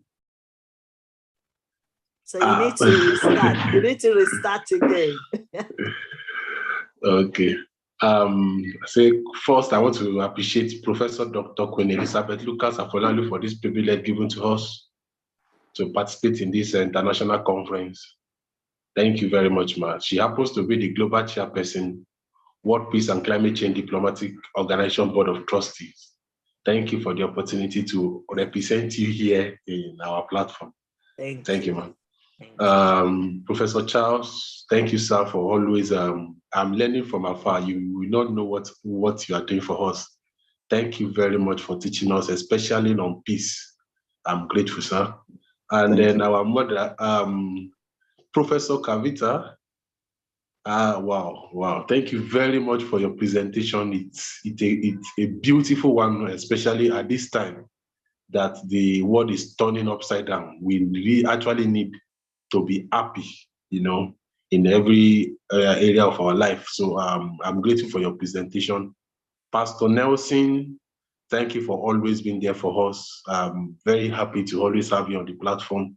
And I know that as we continue to talk together, engaging together, and seeing to the affairs of global issues relating to peace, climate change, and love, we should be able to achieve whatever we are pursuing by transforming lives, especially of the young people globally. Thank you very much. I will be talking briefly on mindset for climate change and peace. We continue from the last presentation we had last month, which we all agreed that climate change and environmental issues, especially training and taking care of our environment, is our collective responsibility. As far as religion is concerned, we all agree that it is our responsibility to see that we take care of what God have created for us. We also established the fact that we were given the authority to govern the earth. And the authority, the governing also means that we should formulate policies. We should also take care of the environment and also be part of the action plans to see that the environment is taken good care of. This day, I will quickly be, okay, that last week we mentioned some part of climate change that are important. The light one, I call it the light one, the ones that all of us can start doing immediately. We talk about making sure that the environment is clean and green. And we talk about taking care of the animals, taking care of the things around us. And we should see that we live at peace with the animals, the trees, and everything around us, so that they also will also be at peace with us. And we also talk about the issues of karma, that whatever you do, there is always a form of whatever you do, you will actually get it back. So if you affect nature positively, the nature will also bless you positively. But if you affect nature negatively, definitely it will also fight you back. We have established that last week, last month. Today, briefly, I will be talking about the 3 R's. 3 R's of climate change. 3 R's of climate change. The R's are reduce, reuse, and recycle. Reduce, reuse, and recycle. The 3 R's are very important in climate change, because that is the first step that we as individuals, we can start using in our various homes to see that climate change issues are addressed or reduced to the minimum. Reducing means to cut back on the amount of trash we generate. Reducing, or to reduce, means to cut back on the amount of trash we generate. Reuse means to find new ways to use things that are otherwise would have been thrown out. Reuse means to find new ways to use things that otherwise would have been thrown out. And the third one is recycle, which means to turn something old and useless into something new and useful. Recycle means to turn something old and useless into something new and useful. These are the areas I would just want to concentrate today. And then I believe that as we go on, we will be able to come into conclusion and see that it is our various responsibility to see that climate change issues are mitigated and reduced into minimum. Thank you. On reduce, as we have stated, reduce means to cut back on the amount of trash we generate. You cut it back. How do we do that? A lot of us we normally visit a supermarket, and when we visit supermarket, we make choices by buying a lot of things. And we also, on the process of buying some things, we pack a lot of plastics and bring them to our homes. And when we bring them to our homes, at the end of the day, most of those plastics are not usable, or because of the fact that you want to make your house to be clean, you actually throw them to the waste bin, and at the end of the day, it returns, or sometimes it returns. You dump it anyhow sometimes, and sometimes you may say that you want to recycle it by throwing them inside the dustbin, and before you know it, the dustbin will quickly get filled. Now, the best way to reduce, to go about reducing, is that when you are going to the supermarket, you see that you go with your own bags. Go to the supermarket with your own bags, so that when you get to that place, that bag, those things that you are packing, you will not be using. You will reduce the number of plastics or polythene bags that they are going to be using to pack your things. So when you are making some purchase, let's say for the supermarket or in the market or in any other part of purchase, when you are making your buying, what you are going to be doing is that you reduce the number of polythene bags that you are going to be they are going to be using to pack your goods.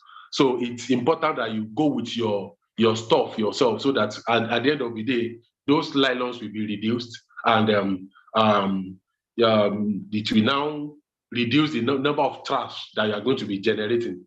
Also, reducing also have to do with the water we are using. The water you are using in your house, you have to see how you can reduce them. Sometimes you just be in the shower, and then we just, because of the fact that the water is readily available, or sometimes when we visit hotels, we just feel like, this place, actually I paid, so because I paid, I needed to enjoy everything to the fullness.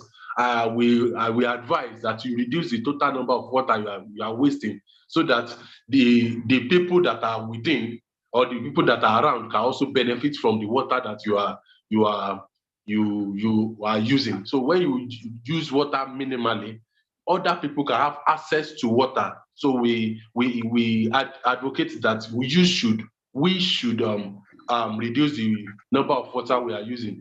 Then reducing also, when you are leaving your house, you are going out, there's a lot of electricity appliances that we are having in our houses.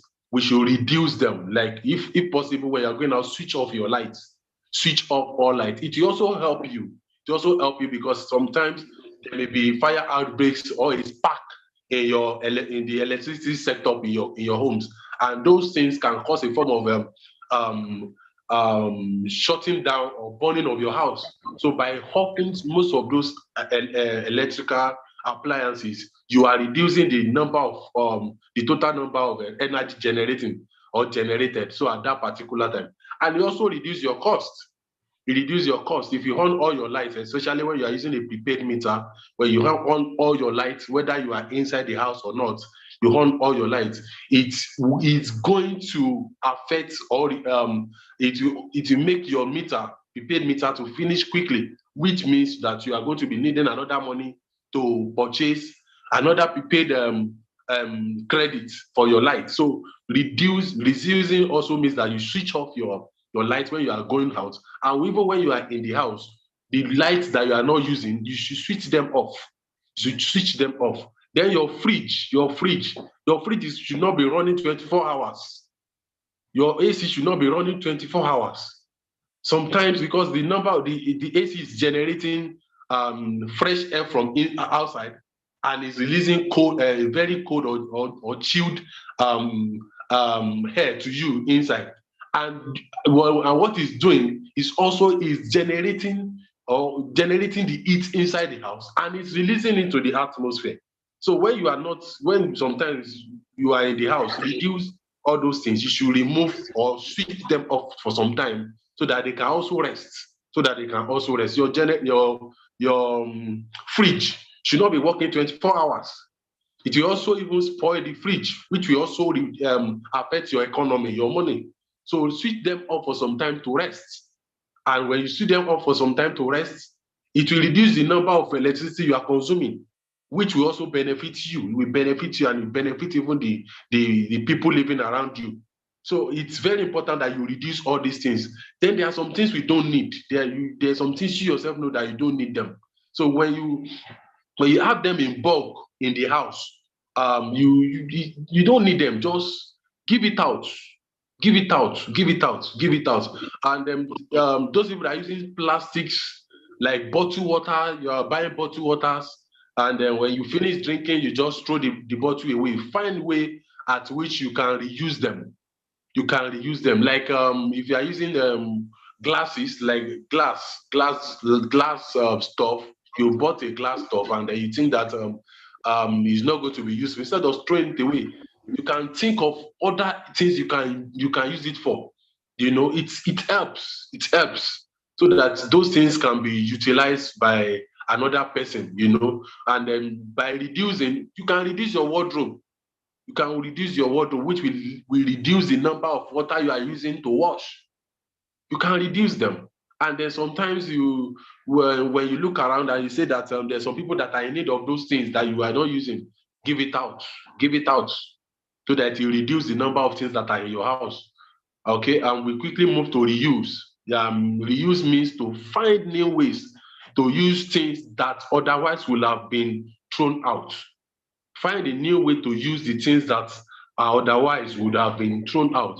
For instance, reusing. I've talked about some bottles. In Nigeria, for instance, a lot of people sell zobo, like a form of drink, locally made drinks, and they use Coca-Cola rubbers. The Coca-Cola bottled bottle, they use them to resell their zobo. You know, I don't know the kind of drinks those bottles to do other things in the house. Some of them can be used. Some of those plastics can be used, can be reused. You reuse them. You can use them for other things. Like the glass that we talk about, you can use glass to to feed your birds. When birds comes around in your area, you have a bird in your area, you can put their food inside the glass and they can eat. You know. Then if you are rearing like animal or something, you use those rubbers to feed, to put their feeds. You know, those things are very useful to them. So the bigger ones, you can use it to reuse those buckets instead of just putting it anyhow. Then you're using also, we talk about like you are going to the supermarket, instead of collecting more nylons, go with your own bags. Buy bag that can stay for a long time, and that you can be using the bag. When you are going to the supermarket, you already know that this is the particular bag I'm taking to the supermarket, and I can buy my things and those things. Then reuse, under reuse again, yes, clothes. Let's go back to clothes. All of us sometimes we have a lot of clothes that we are no longer wearing, and it's just inside our boxes. You are not using those clothes, you are not using those materials. There are a lot of newspapers that you have read, you are not using them again. And then you think that instead of just dumping them or throwing them away or keeping them in the house, you should think of giving it out to the people that need it. There are a lot of houses, there are a lot of people that need it. Like for your clothes now, you can think of a motherless home that you can give to, you know, like women, for instance. Women, when they give birth to children, or give birth to a child, they have a lot of clothes that they use during that period, you know. And you yourself know that you'll not be needing those children, those clothes again, because you have, let's say you have put a stop to your childbearing, you know. You can give those clothes to the motherless homes. You can donate them to organizations that are into charity, you know, so that they can give, they can be reused. Those clothes may be old to you, but it is very useful to some people. And again, even your own clothes, there are some people in your community that you know that those clothes can be very useful too. You are no longer using them. Those shoes, you are no longer using them. Those cables, you are no longer using them. Dash it out. And people will even appreciate you for doing that. But just keeping them or even burning them will affect us. And will also affect the climate. And the people that can still use them, you know, it will also affect them. So it's a gain for us. It's a gain for us. So these are very beautiful things that we need to inculcate into our lives as humans, so that one, there will be peace. The person that you give something to will see you as, this person really loved me, you know. And when you do that, you know, there is going to be a peace between you and the person. The person will be very happy with you. The person will not be thinking of harming you, you know. These are issues, these are things that we need to start thinking about, especially when they have to do with peace. How do you live in peace with your neighbor? When you give to your neighbor things that you are no longer in need of, and your neighbor find it very useful, you know, the person will live at peace with you. There will not be any beef in your community. You know, there's sometimes the community, we want to do some programs where you are supporting. It's not only in cash.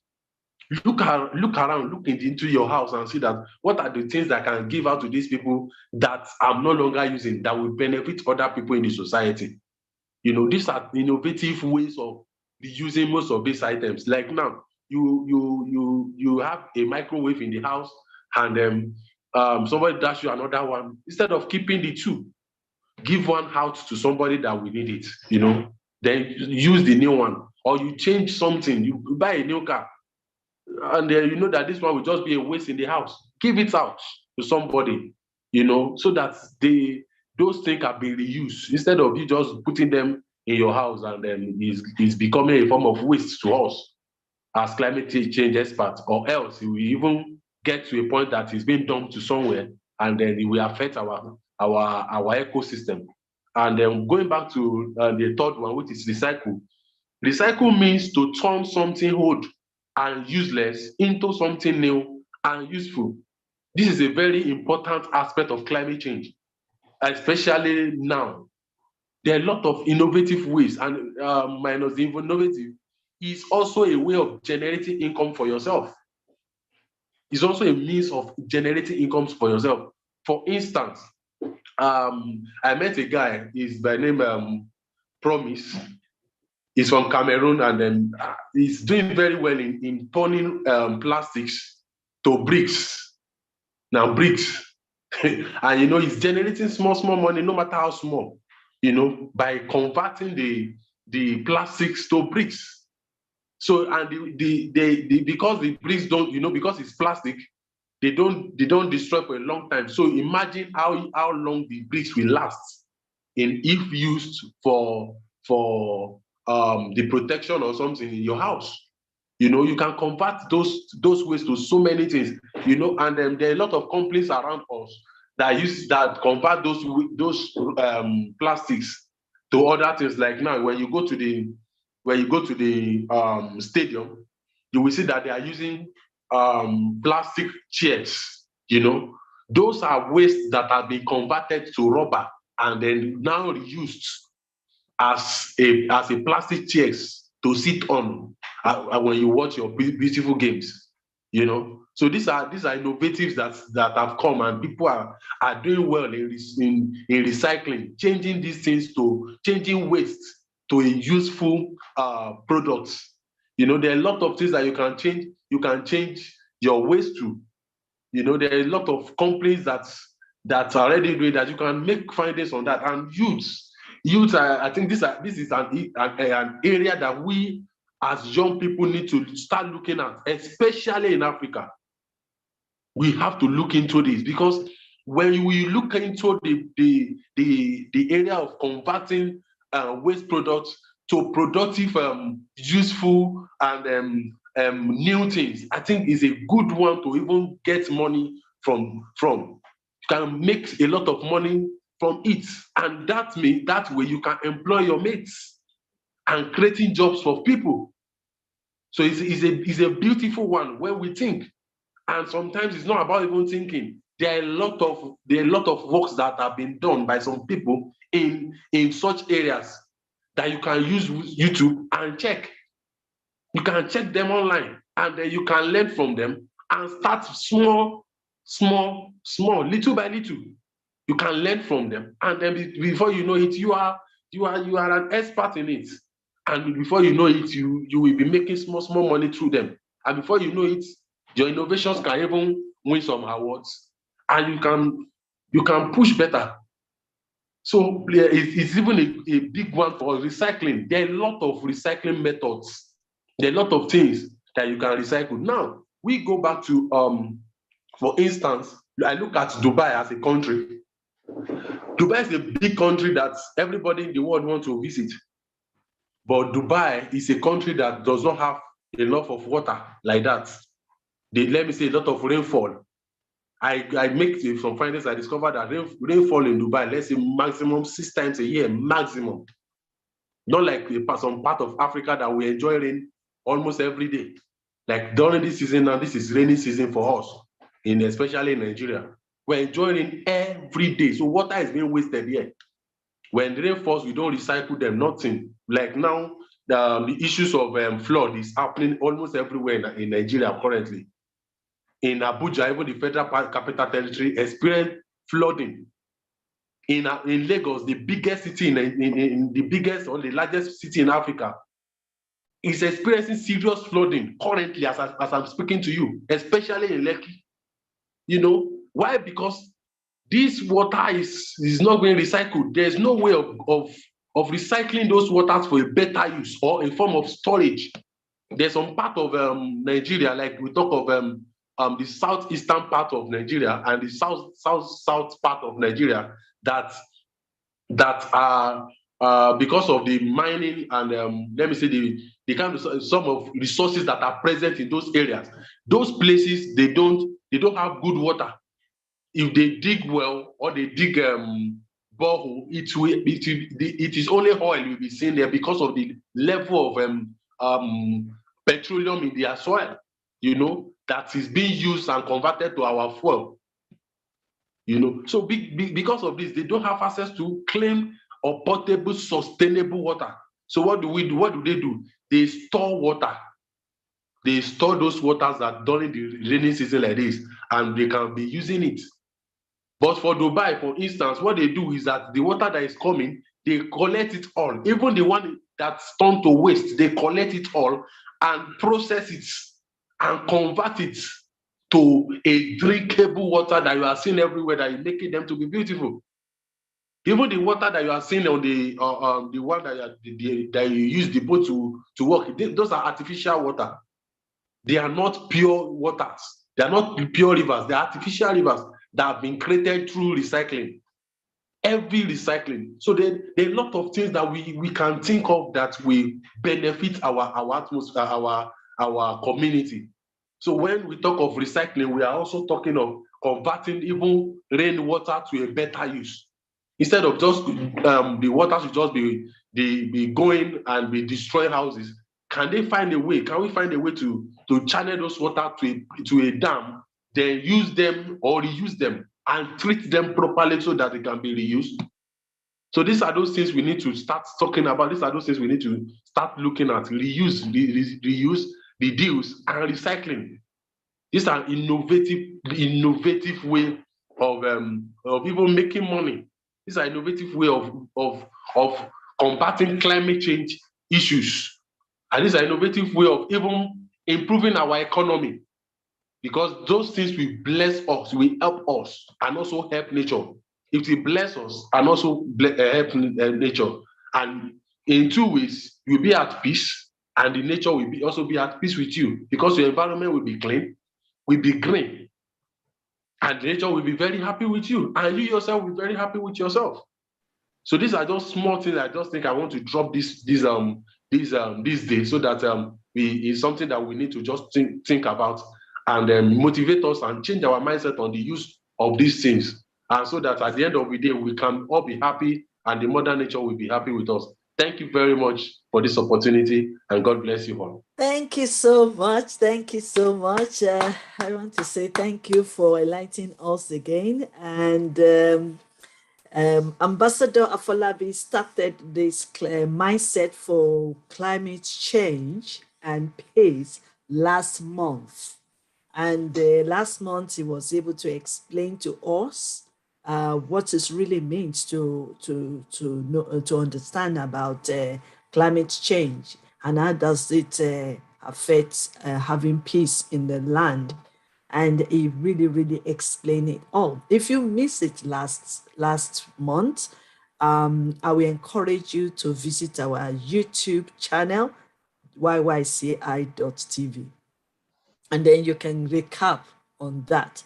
And what he has done for us today is to go practical. I mean, the first one, he has tell us the definition of it, what it really means, what causes it, why is it affecting us, why is it hindering our peace. And today, practically, he now shared with us 3 R's. And I want to believe we all go out from here with that 3 R's. And the 3 R's is reduce, reuse, and recycle. And to my knowledge, when I was listening to him, I gained few things from it, that it is about time we cut back what we generate. And let me also say this as well. We buy what we need, not what we want. Because sometimes we buy, I want this, I want this, I want this, and then we end up buying junks. And at the end of it all, some of it we don't use at all. And we also end up throwing them away. The same thing happens to in the Western world here. I don't know if it happens in Africa. You buy, they do something like you buy one milk, you get the second one free. You buy this one, you get second. Let's avoid all that, because we all know that we can't finish that product. So there's no point. I don't know why that idea, because that idea is not working. So be conscious of buy one, and get one free. Be conscious of that as well. And also another thing that I've learned from our even if you buy one, let me also put this because he said it also there.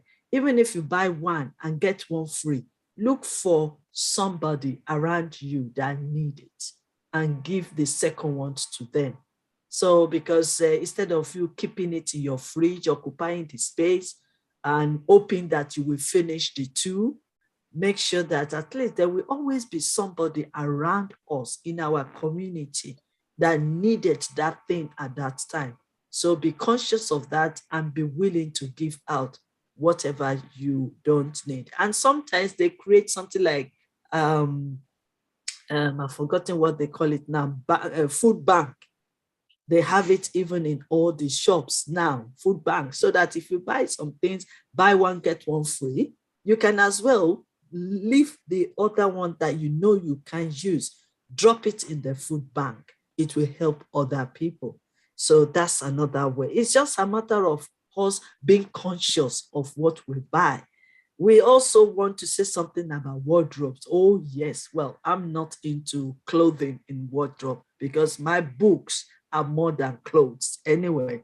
But for some people that want to buy clothes, I mean, like buy what you need at the moment. Don't buy what you will use in 10 years' time. You understand? Because you know what? You can either lose weight or gain weight. And then that thing you bought, that clothes you bought, you might not be able to, you might not be fitting in anymore. So buy what you need now. If you are using size 8, buy size 8. If you are using size 10, buy size 10. Don't say, oh, let me buy it, I will lose weight later. Or let me buy it, I will gain weight later. It doesn't work that way. Leave it to somebody else that has that size that needs that draw clothes at that time. Another thing also I learned from this is reuse. That means need ways to use it again. Yes. With that as well, you can use some things again. I mean, for example, they have introduced this about 5 years ago because they want us to be conscious of our shopping bags. So what they now did is they charge you, and you can imagine going to the shopping mall and you are buying bags every day. So something like that, you can keep it. And then when you are going for shopping again, you don't need to buy bags. You can use you can reuse what you have. So that's another thing they introduced here in Britain, and it has really worked. And you can see people going for shopping with their used shopping bags for them to be able to use it again and again and again. And also it talks about recycle. Recycle is very, very important at this moment in all over the world. We need to be creative. Do you know that sometimes, just like he said, you can use the same clothes, you can give it to somebody else, and they can redesign that particular materials. I mean, there was a time one of my friend's daughter gathered all these crepes bag. Imagine this crepes bag. She gathered it together and then make it as a bag, hanging, bag that you take for shopping or something like that. It makes us more creative when we get ourselves in that area. It makes us more creative, and it makes us to be more innovative as well, because either we like it or not, in this world, there will always be new things coming in. That is what innovative is all about. So, and then we can be creative. So, for example, if you put on one wrapper or something like that, you can even turn it into skirt or turn it into, so that kind of thing also is good. And when we call for recycling, I don't know if it happens in other parts of the country. I mean, here in UK, they have a recycling container where once you use your stuff finish, you can go and put it in this particular container. They will gather these things and then reuse it again. So we are all into this climate change. It's not only for the government. The more we have to understand, and that is why I appreciate Ambassador Afolabi coming to talk to us, because you can see everything he said today is what we can do. Every one of us can do it. And every one of us can contribute for us towards this climate change. So we need to look into it, read about it. If you don't get most of the things he said, listen to the tape, the video again, and take action. Individual action matters because we all form a nation and we are not looking for anybody else to make that change. So what you do today with what you've learned contributes to the success of this world. It will either create wealth or promote economy of the land and also help our surroundings. So be conscious of what you do, be conscious of what you buy, be conscious of where to go. I mean, be conscious of everything really is very important. And that is where we can contribute to this climate change. And once our environment is clean and neat, once everyone around us is happy, peaceful, and they are enjoying, then peace can reign in our home. And I believe that we all understand. All right. Thank you so much, Ambassador Timothy Afolabi Olaniyan, for this great impact. Thank you so much for your wisdom. Thank you so much for the time, because I know you were very busy in the area of Nigeria somewhere, but you still find the time to come and teach us and enlighten us on all these things. Thank you so much. And I believe we are ready. And can I quickly, all of us, say something? Yes, we can. Can we all impact? Can we all contribute to this climate change? Let's say it together. Yes, we can. Yes, we can. Yes, So when we come can. out of this, we need to be transforming, because that is the nature of this masterclass. We renew our mindset, then we go for transformation. And I believe, yes, we can. Now, I want to introduce the next person to speak, to teach us this afternoon. But permit me, and I believe you will agree with me, the very first leader to join this masterclass this morning is Dr. Tixney and Dixon, and she'll still be here. And I promise her that I will give her, even if it is only 5 minutes, for her to share. Do we all agree? I mean, we can encourage a leader that has left our time, our place, and sitting here listening to all our teachings. We need to appreciate that. So please agree with me quickly. I know this next speaker is ready, but please allow me to invite Dr. Kapana Dixon to quickly share with us within 5 minutes. Thank you.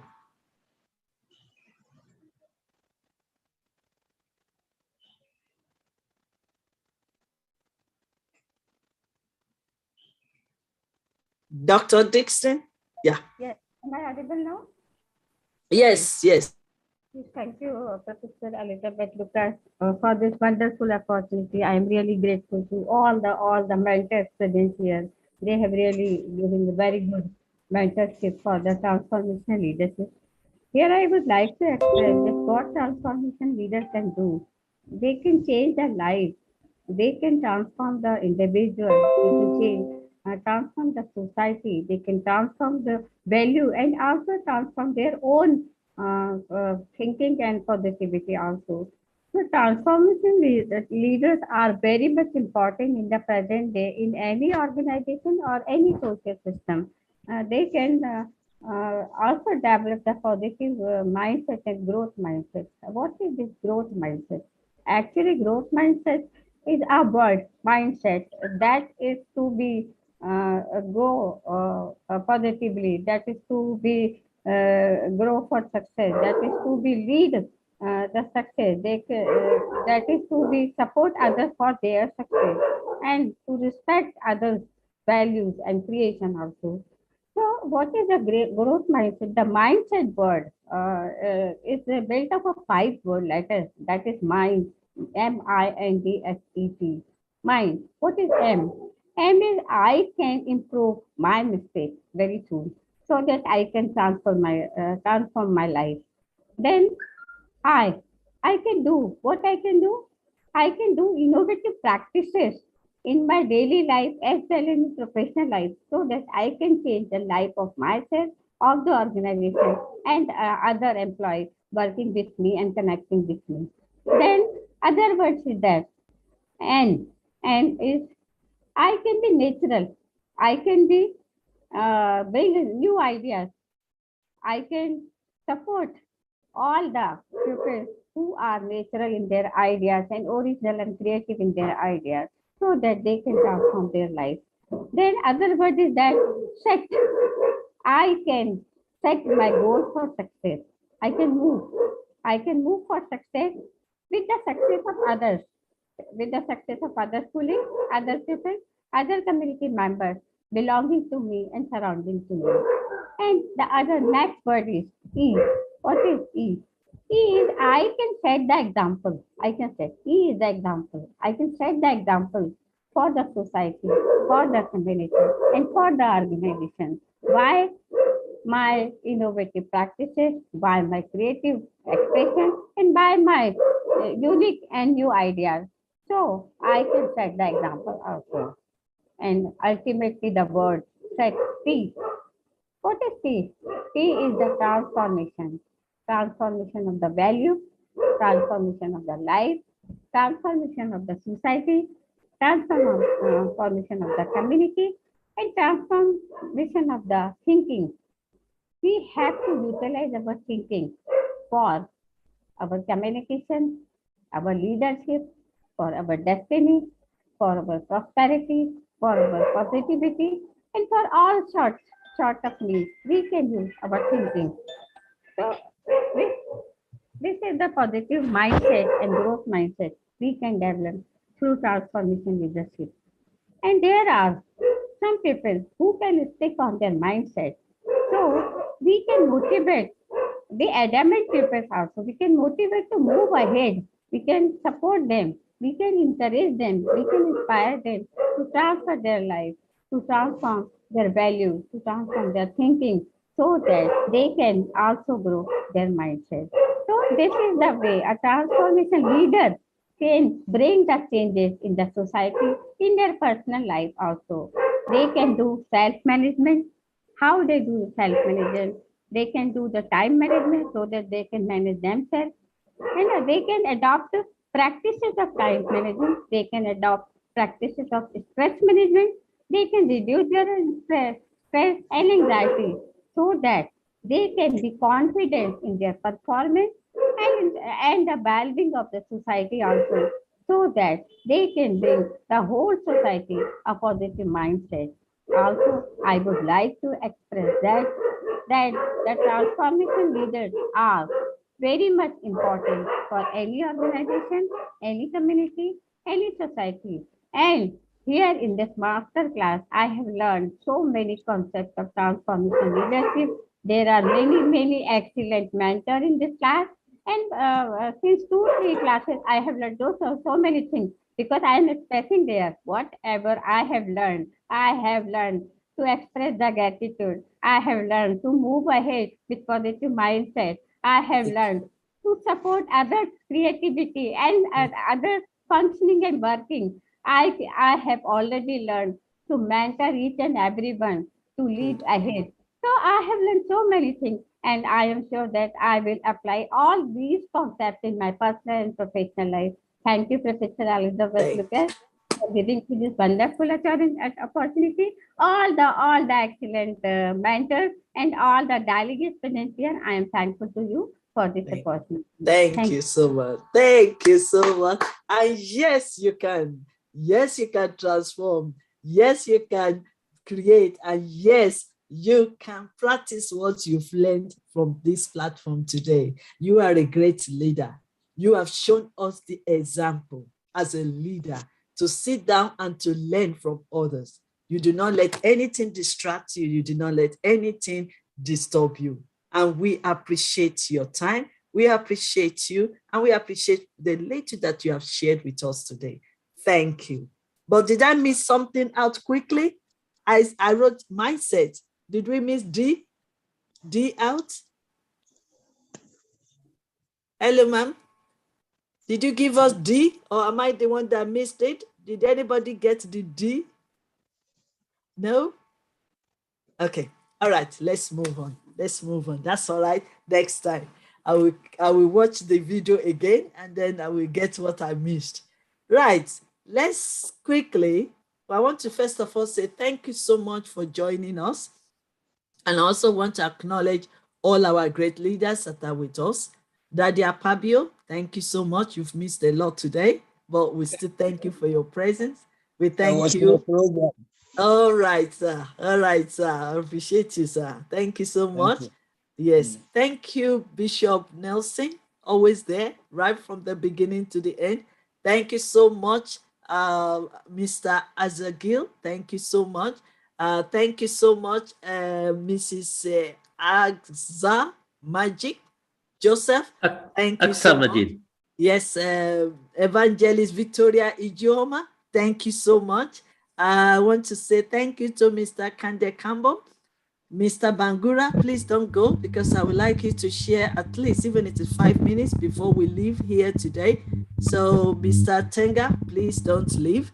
Thank you so much, Mr. Emmanuel Sani. We appreciate you, and we appreciate every one of you. Thank you so much. Now we need to move on. We have new leaders as well. Yes, thank you so much, Ambassador Dr. Lisbeth, because this is your first time of joining us. We appreciate your time today. And all the new, thank you, Pastor Samson. Thank you so much. Thank you for the new ones that have joined us as well. Thank you, Mr. Samuel Ezon. Thank you as well. Mrs. Oluwabenga David, thank you so much. We appreciate you. My personal secretary is also here. Ambassador Lukman Doridin, thank you so much. Professor Mary Mia from South Africa, thank you so much. His Excellency Ambassador Mohamed Kamara from Sierra Leone, thank you so much. Thank you, Professor Kafita. She's still with us. Wow. Thank you so much for everyone. I really appreciate you all. I mean, I can only express it, but we need to move on because we want to finish at least today before 2 o'clock. I promise. So let's just thank you so much, Ambassador Deremi Adeshina. Thank you so much. Mr. Samuel, thank you so much. Thank you so much, Ambassador Oluwatoyi Taiwo. Thank you so much. Thank you. If I have not mentioned your name, Sonia Nas, thank you so much. Dr. Isa Kasif, thank you so much. We are all here together and we are learning together. Thank you so much. Oh my God, my mentor is still here, Professor Charles. Try to watch what I'm doing, if I'm getting it right. Thank you, sir. Thank you, ma'am. I appreciate you. All right, please, let me just move on. Let me move on. Our next speaker, let me just bring our next speaker on. Our next speaker is our pastor, a man of God from Ghana. Wow. He has started also this series last month. If you missed it, you need to watch the video. Powerful, powerful, powerful. On understanding as a key to peace. That is very, very important. If we really, really want to make peace, we need to understand some few things. So he started with us. This is part 2 of it. But let me just quickly share with you our own Pastor Alexander Oben Boten is a man full of love for God and mankind. He has his master's degree in organizational management at the Cambridge International College, UK. He is the president and founder of Turning Lives Ministry and Lead and Enter Academy. Ghana. He also operates Smart Health Plus Limited as the CEO and as the founder.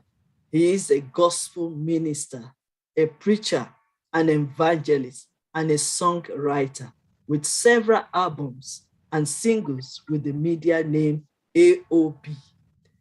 Pastor Alexander is a Global Peace Ambassador and the Ghana Country Director of International Organization of Ambassadors with headquarters in Argentina and the International Parliament for Safety, Peace, and Justice.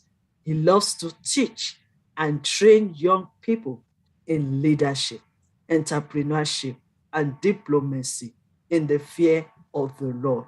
Currently, he's an administrator at Suyani Technical University in Ghana.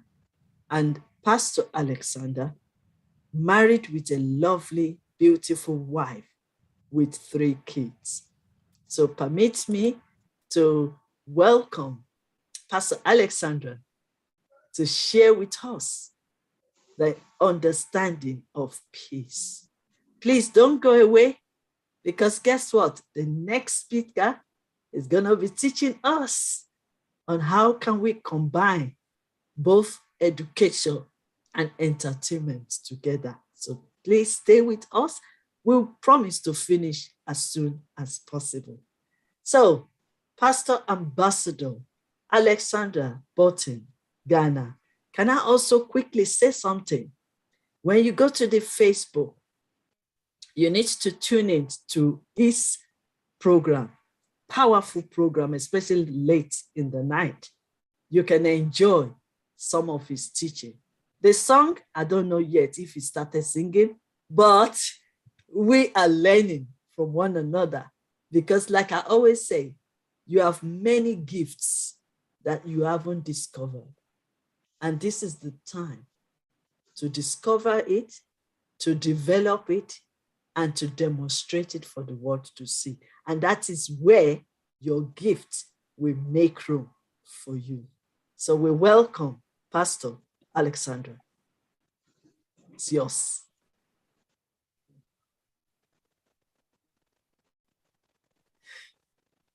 We can't hear you.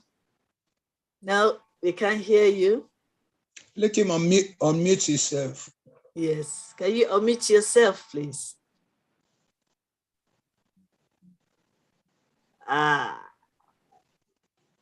No, we are not getting you at all, and we are already.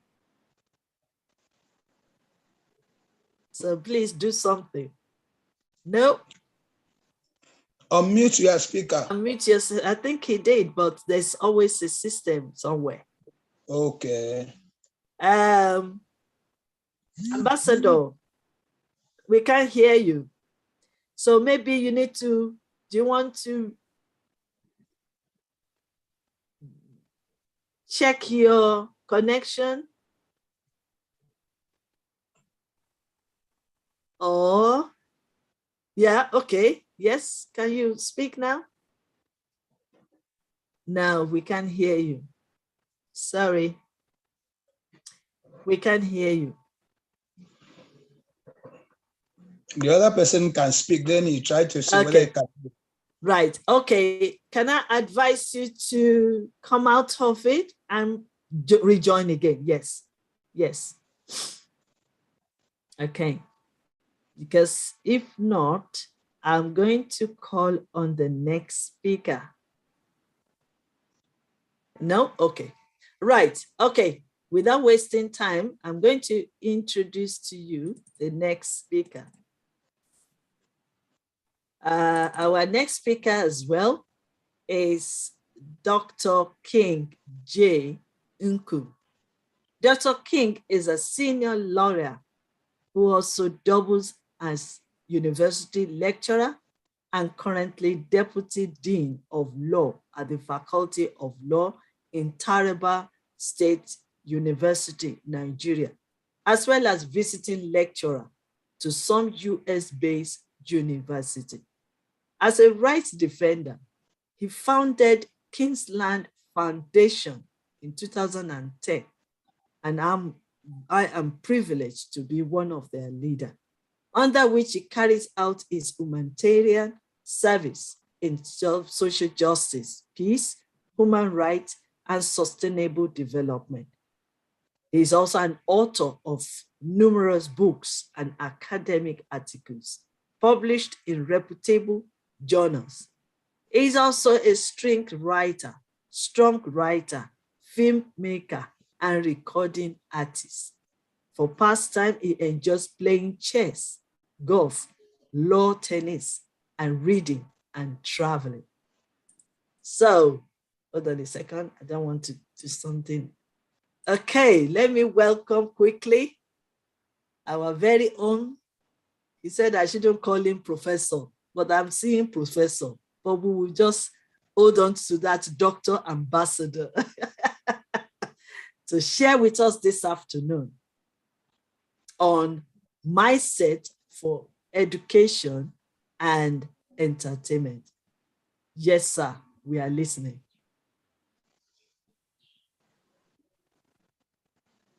Good afternoon, good morning from Nigeria. Can you hear me, everybody, please? Yes.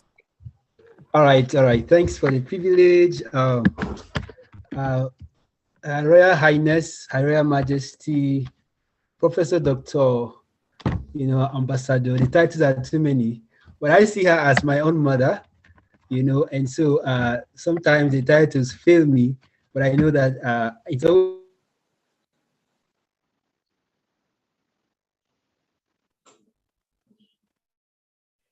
You are muted. Okay, sorry. I mean, it's a privilege having been on this platform all the time, whether as a speaker or as a participant. It's always a privilege because what you gain from this platform is beyond what money can buy. And also the interaction, the connection, the networking is actually awesome. So I always count it a privilege, and I appreciate the great honor to be here and even to speak. So I want to continue with what I started last month on mindset for transformational education and entertainment. Meanwhile, I want to say that some of the speakers have really spoken they've all spoken well. I enjoyed Professor Charles, and then Ambassador Folabi said something. I lecture environmental law. One of the courses I lecture in university is environmental law, and so he resonated with some of the things the values I uphold, some of the things I talk about to students as regards the legal aspect, though, how environment can be conserved. And of course, there are bigger issues like gas flaring, issues that are bringing global warming. Okay, like in Nigeria, they will have gas being flared anyhow, it's being burnt, and nothing is done about it. Meanwhile, gas is expensive.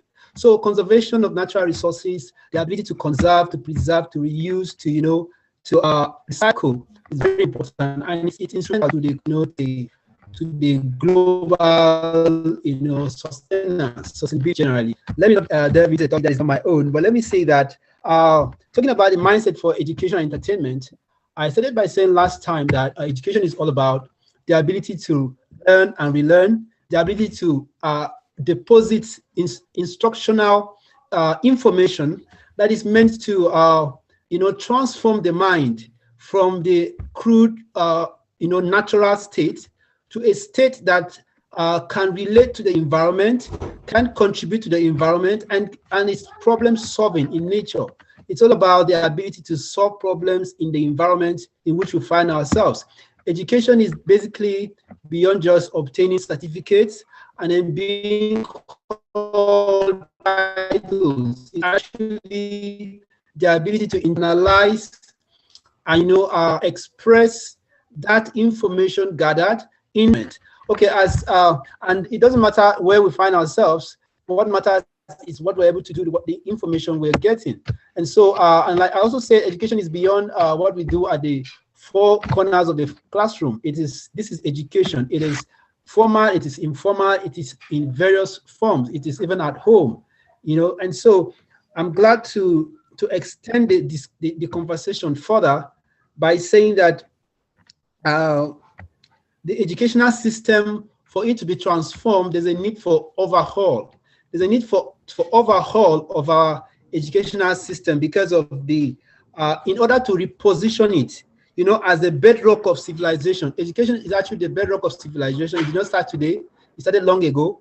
And so there's a need to reposition it as the bedrock of civilization and progress in human endeavor. You see, this transformational paradigm shift is necessary, especially if humanity in general is so advanced. And I see education as a tool, not just for development, but a tool of social, you know, social change, a tool for you know, advancement. So and that emphasizes the practical aspect of education as against the mere theoretical, you know, information that is being gathered. So this presentation will focus on the crucial role played by education and entertainment and how these sectors can be transformed towards the goal of evolving, transformed societies. You know, I like the fact that everything we do here is about transformation. It's about mindset. And I believe that one tree doesn't make a forest, but it takes one tree and other trees to make a forest.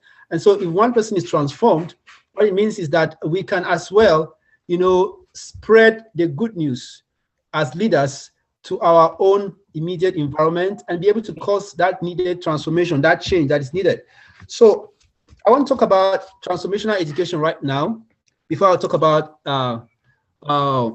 transformational or mindset for transformational in entertainment, and then see how I can marry the two to conclude.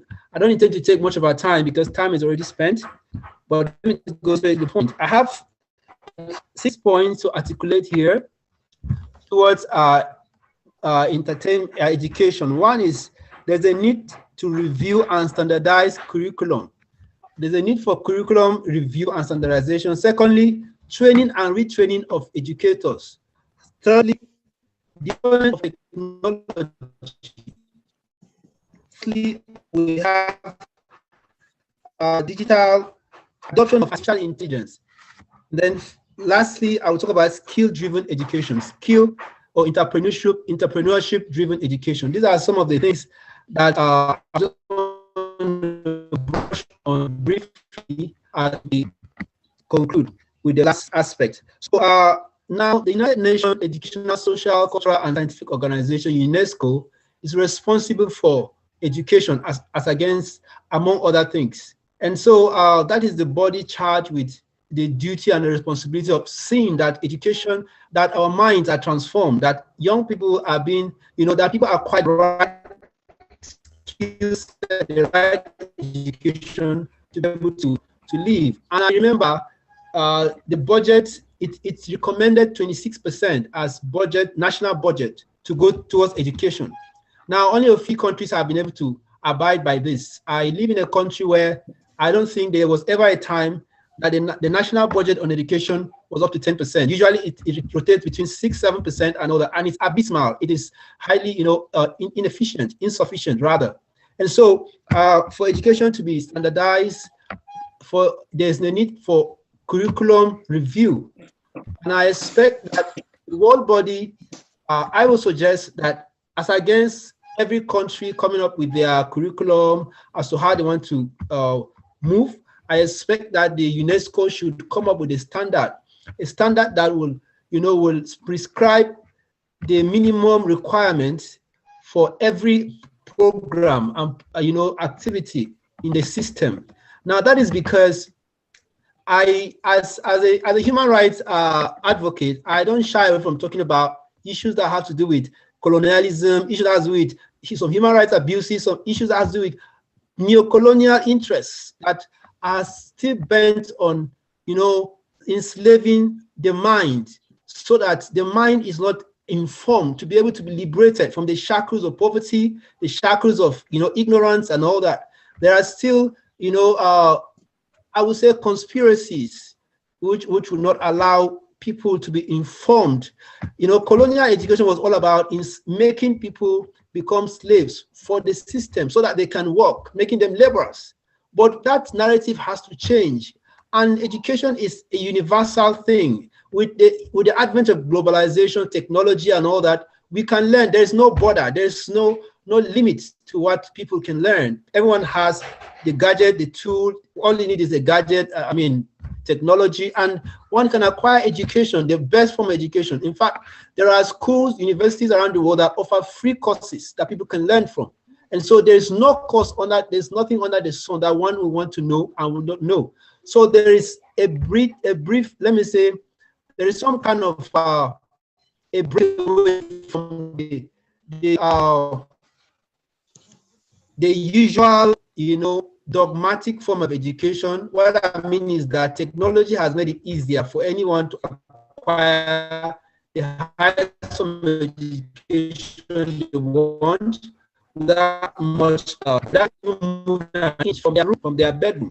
And so there's a need to review curriculum, countries operating at current realities. The world is changing. The world is moving fast, and we can afford. Some people can afford to be left behind in terms of technological advancement, in terms of educational, research.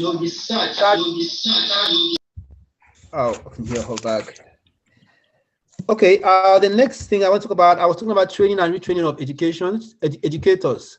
Now, just as every tool needs to be sharpened to be effective, educators sometimes become blunt, in quotes. They become there's burnout in the system, and so they become stressed out, and there's a need for a refresher course. There's a need for them to have some kind of mind reorientation to acquaint them with current happenings, with current global realities, so that they can contribute current facts, current information, as against ideas that are no longer working. The reason why some things in some sectors are not working is because the information existing in those sectors are old information that have no use in the current of technology. Now, what are technology? Technology are simply tools that machines that make work easier, that facilitate and enhances educational, means of disseminating knowledge. And there are many tools today. There are schools in Africa, for instance, where students sit, where maybe people sit on the floor. There are no seats. It's part of Asia and other parts of the less developed world, where people have no access to even basic tools, like even the marker board is not available, not to mention technological devices like PowerPoint projectors and other machines that help to facilitate the acquisition of knowledge. And so there's a need for deployment of technology in the 21st century. There's a need to migrate from analog to digital, system of learning, because these are modern realities. These things, we can run away from them. And the advent of coronavirus, the pandemic, has actually exposed the world and most parts of the world to the inadequacies, and the insufficiencies that exist, especially in the educational sector. Now, several schools had to be shut down, which means knowledge was shut down. No one, only a few institutions could afford to, guarantee, sustainability in terms of, learning, because most schools were shut down, and so because there was no sufficient arrangement for technology-based or technologically driven education, most people had to stay back at home, and most students had to become stale. They had to, give up. They had to either become, they had to just be suspended. But you see, with technology, distance is no barrier. Pandemic is not an issue. People can learn. And so there is a need to deploy all forms of technology. As a matter of fact, Google Drive, or let me say, Google Drive has made it easier. You can actually, just using Google Drive, create questions, present, or for, and then the answers are there, just like computer-based tests. You can do these things, almost everything. You need the PowerPoint slides, everything, making things easier. So from your bedroom, you can set questions for your students. They will answer and then get the certificates into their email boxes.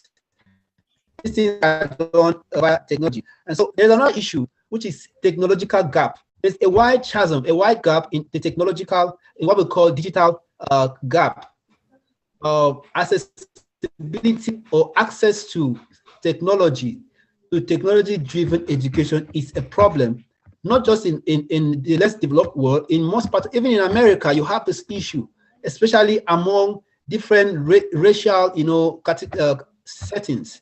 So there is a technology gap that needs to be breached. The number of people who have access to internet, have access to devices like computers, like tablet and the rest, that they can actually use to migrate, it's not sufficient. And then still there's a need to have all that in place. Lastly, there's a need to adopt artificial intelligence. Now, whether we like it or not, the world system is heading towards artificial intelligence, and artificial intelligence is nothing but humans imposing their wisdom, their smartness into tools or machine that helps them to accomplish simple and complex tasks. Our devices are powered by technology, and they learn from us. They assist us in reaching our goals, to shape our habits and augment our natural problem-solving capabilities, to help us make better decisions about our work. This technology is broadly defined as artificial intelligence. So artificial intelligence is all about transferring your own intelligence into devices so they can better efficiency and effectiveness. Because like I said, the global trend is gearing towards intelligence that is artificial in nature, without the use of humans to complete tasks that ordinarily humans could have accomplished, but faster and deploy artificial intelligence. Let me give an example. Today, you can actually, as a researcher, you can actually rewrite articles without cracking your brain for days. All you need to do is get this artificial intelligence software, and it can rewrite your article. All you need to do is edit it, and it is gone. You can actually write a book without necessarily, as long as it's a topic you want to. Let's say, for instance, I want to write on genocide, and I already have the topic. I can just look for an article that talks about genocide. I read it exactly what I want.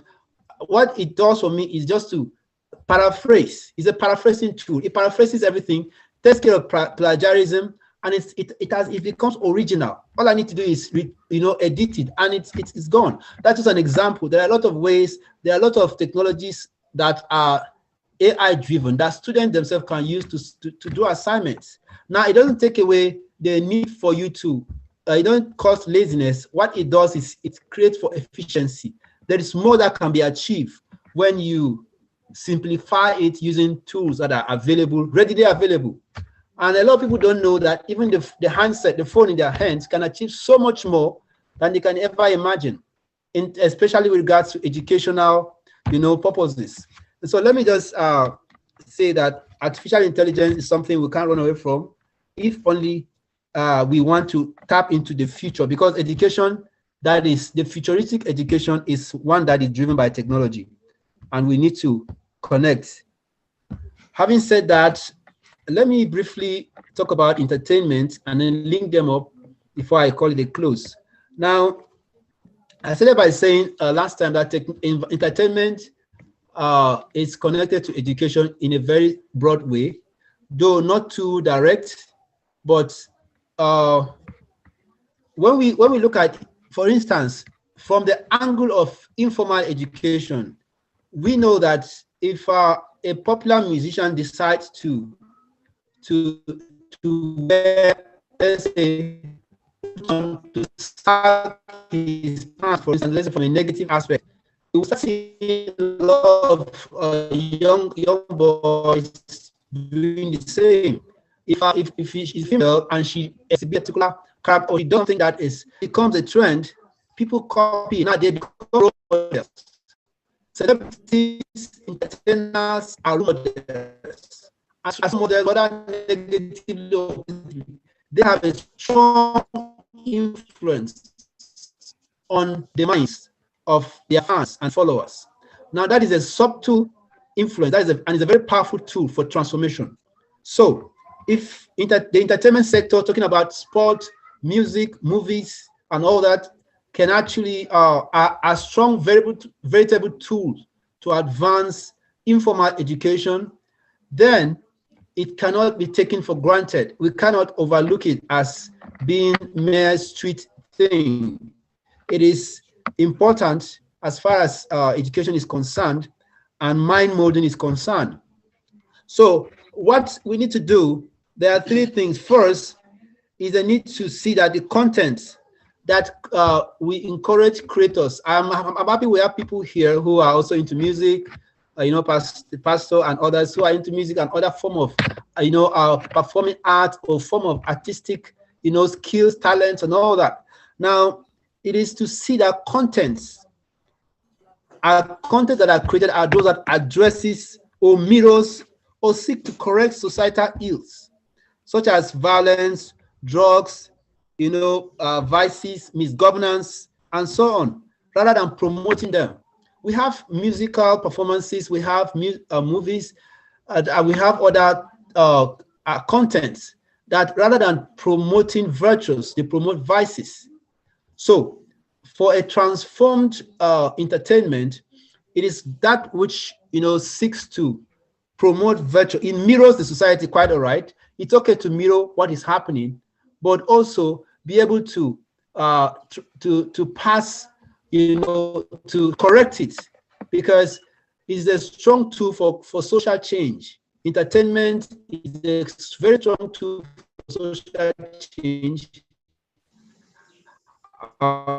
negatively or positively. And so it is very important to take advantage of this platform through content creation, and give some of these musicians, these movie screeners, do not have the content. They are talented in performance, but they are not talented in writing.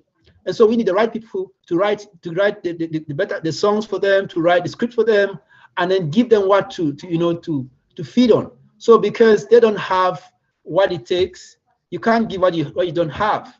But if content creators can give them what they need, what is inspired and transformational, then I think that would be a good way to start. Also, we need content that sets the agenda. You see, I believe that leaders set the agenda for the future. But you see, whether we like it or not, the entertainment industry sets the agenda for most of what happens in the world. Now, look at the American film industry, for instance. The American film industry, for instance, projects what it's not a propaganda, but it's an agenda. They project. America is always projected as perfect, as the best, as impeccable, because that is the mindset the media is building. Even the information, the media, the news media project what they want you to hear, not what necessarily is on ground. And so these things are being scripted. They are scripted, and sometimes they have a mind molding influence. Beyond mind molding influence, they have what I call like a programming influence on people's mind. And so it does to tell you how powerful and subtle the entertainment industry is. So there's a need to also, from a positive point of view, create contents that project into the future. There are movies that project into 50 years, 30 years from now, what will happen? Talking about artificial intelligence, there was a time when nobody knew about it, but today it is because movies have a way of projecting these things, and then someone just sponsors it and then projects his thought, his ideas into the future, and people start ignorantly or subtly, silently being swayed towards that direction. Our thinking and everything is being programmed to think that way. Now, if we can do that positively, I think the world will be a better place. than where it is. Finally, on this, I want to say that content can be used as a tool to promote certain virtues. They've used sport severally to promote peace, to promote tolerance around the world, to promote harmony, unity, and all that. Now, the same can happen with other forms of entertainment. We can use entertainment to promote social justice. Personally, my foundation, we do film sometimes as a form of campaign. You can use music, you can use anything. You don't have to be a musician. You don't have to be. Your organization can even hire or deploy, or employ this a musician to perform. But point is that world peace, justice, love, unity, every positive virtue can be achieved using the media, using entertainment as a tool, and that is an informal education that can be harnessed, that has not been harnessed. And because of so much overemphasis on formal education, we have left this one, which is even more important. Because to be honest with you, a lot of people leave the formal system without even having a job. And at the end of the day, they fall back to the informal system where, their skill is what is needed. So there's a need to emphasize this as well, so as to achieve positive development. There's no time to talk about the statistics and everything about what I said, but just let it be that we can actually achieve so much when we focus on reorienting our societies through redirecting and repositioning things, overhauling from where they are to where they ought to be. We have the power of the mind, we have the power of intellect to predict and project and superimpose our ideas into the future, and then we can have a better world. Thank you very much. Wow, wow, wow. Wow, wow, wow. We are really gaining knowledge here today. And even our mindset is renewed. We want to thank you so much. Our mindset. We want to thank you so much today for your teaching, and we want to appreciate your time, your teaching, and your mindset for education and entertainment. Something that I gain very, very strongly from your message, and that is something that I really gained from your message today is that education is in two ways, formal and informal. And the way you've really explained to us, it gives me more understanding that we can use any resources around us to educate others. So it's not only necessary just in the classroom, but there's a lot that we can integrate into education. And also that entertainment is another form of education where we learn as well from our artists, the message they are putting across us. And I think we can do more better in that area now. Even if people don't have the opportunity to sit down in the class, they can still learn. Learning is lifelong. If you have the opportunity to learn the class, that's fine. But always be open-minded to learn from everything around you. When you watch a film, be prepared to ask the questions. What am I going to gain from that film? It's very important. So we don't just watch film. We don't just do things. So for the creators, their question is, what will people gain from this? And then for the viewers, what am I going to gain from this entertainment? Because I believe that we can gain a lot messages from those entertainment.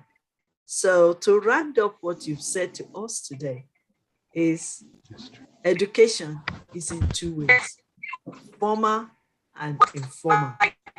And every other thing will come out. I mean, we all learn from different angles. So we just have to make use of the tools and resources that we have. And also to promote more education, because education is very important in the society. Without educating ourselves and understanding better, there will be no peace. And education is a channel for you to renew your mindset. If your mindset is not renewed, then there will be no change and there will be no transformation. So I want to say thank you so much for enlightening us more. And we want to appreciate you. Thank you so much, Dr. King Uko. Thank you.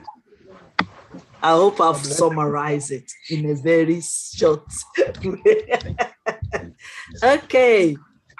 Ambassador Alexander, are you here? Thank you. With us? Please, I hope you can hear me now. Oh, great. Wonderful. We can. So without that is technology for time, you. I've already introduced you. Please start off and let us learn.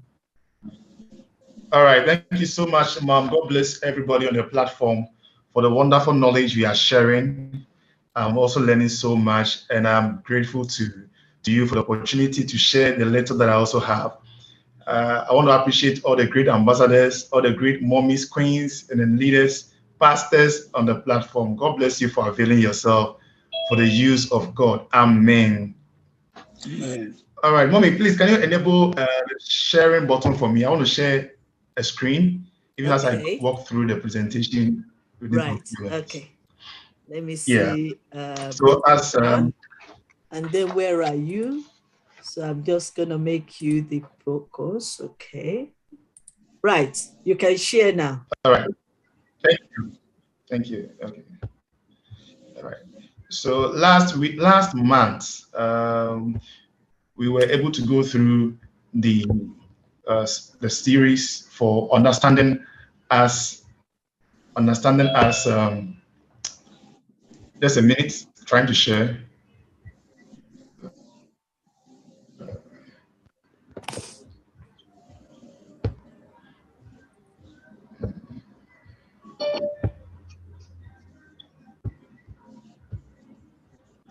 Just a minute, please. I'll be with you.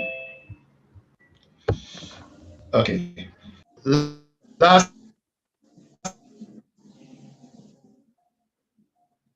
Yes, we can see it.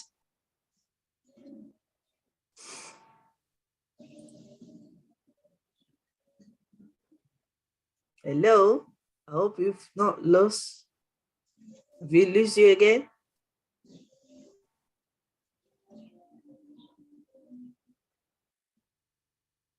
Okay. Right.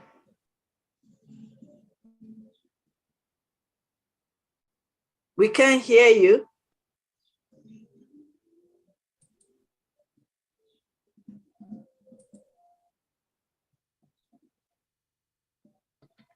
All right, can you hear me now? Oh, yes, we can hear you. Yes. All right, can I be here?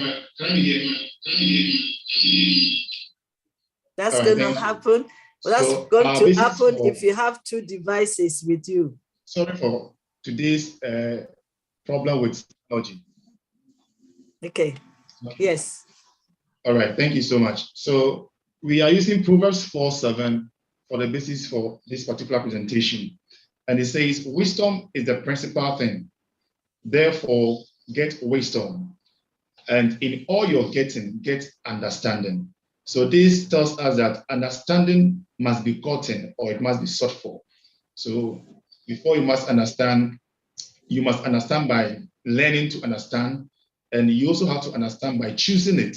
And then lastly, we learned that we also have to understand by having a good choice of understanding. So we went through how to understand, and we did a lot. So the video is online. We can go there. Today, I want us to look at 10 powerful codes for the mindset in understanding as a key to peace.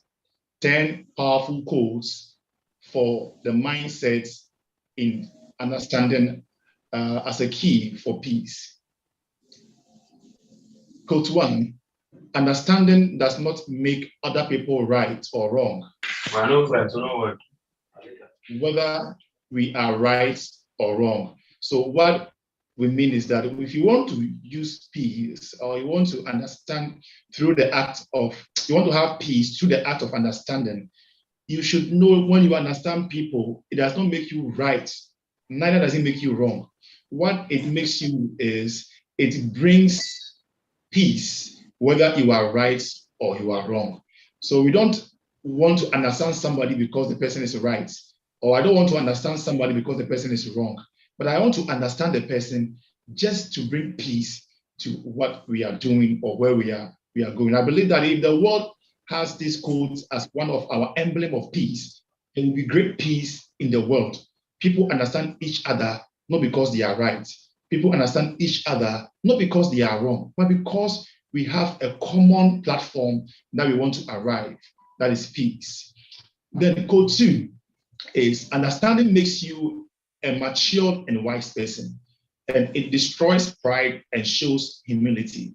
When it comes to peace, understanding plays a very big role, and that is, it makes you a matured person. Understanding makes you a wise person, and understanding also brings humility. It takes the humble person to understand. If you are very proud, it is difficult to understand, especially when you know you are right, especially when you know you are being cheated, especially when you know that this is not the right thing to be done. It makes it difficult to understand because you wouldn't give it up. You want to hold on until justice is prevailed.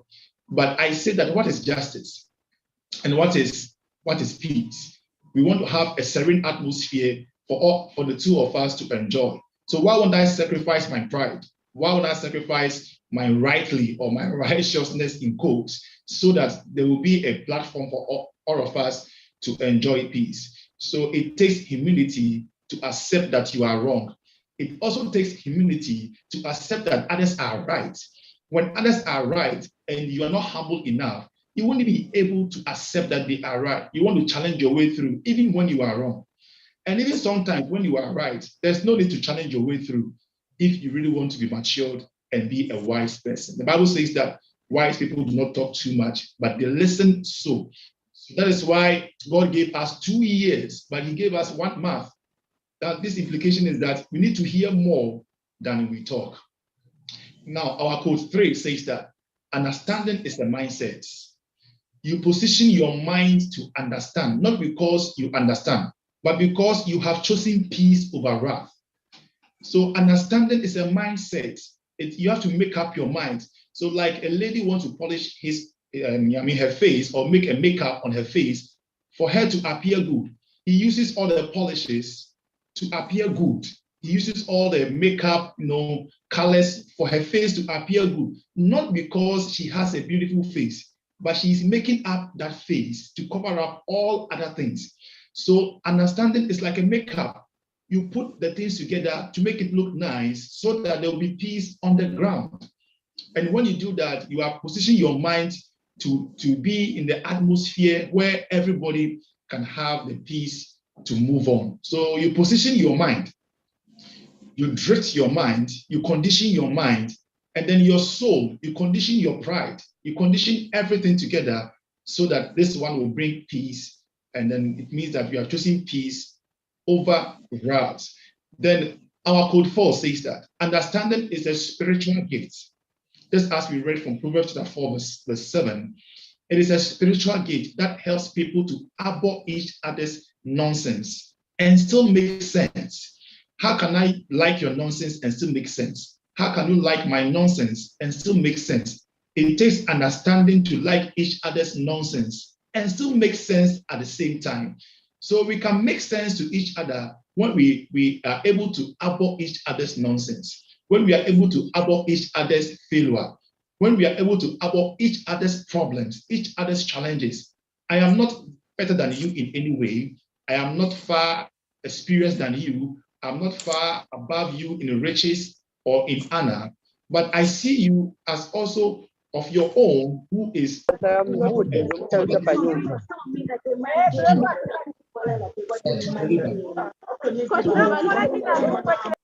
or when all these things come into our bowl, it helps us to understand each other. And when we say understanding is a spiritual gate, it means that you need to get it spiritually. Physically, it's very difficult to understand people who do not understand you. Physically, it's very difficult to get understanding when, I mean, you cannot just comprehend. That's the word. You cannot comprehend. But when you see understanding as a spiritual exercise, you build it, you search for it, you pray for it. God gives it to you. Just like I said, that get wisdom, but in all you're getting, pursue understanding in the getting of riches, in the getting of children, in the getting of marriage, in the getting of your job, your businesses, in the getting of your PhDs, in the getting of all the ambassadorial positions and all the queens and kings in honor, all the certificates. As we get all these things by deliberately going for them, we should also deliberately go for understanding as a spiritual gate, just to tolerate each other's nonsense and then make sense. Our code 5 for the day is understanding a fool does not make you a fool, but a wise person. Only the wise can understand the foolish. Only the wise can understand the foolish. Foolish person can never understand a foolish person. But it will marvel you how the wise person can understand the foolish person. So when you understand somebody who is a fool, it does not make you a fool, but it makes you a wise person. That is why when a madman throws stones at you, you don't go about throwing stones at that same madman, because the two of you will be seen as mad people. That is the way understanding works. I understand your foolishness. It makes me a wise person. You understand my foolishness. It makes you a wise person.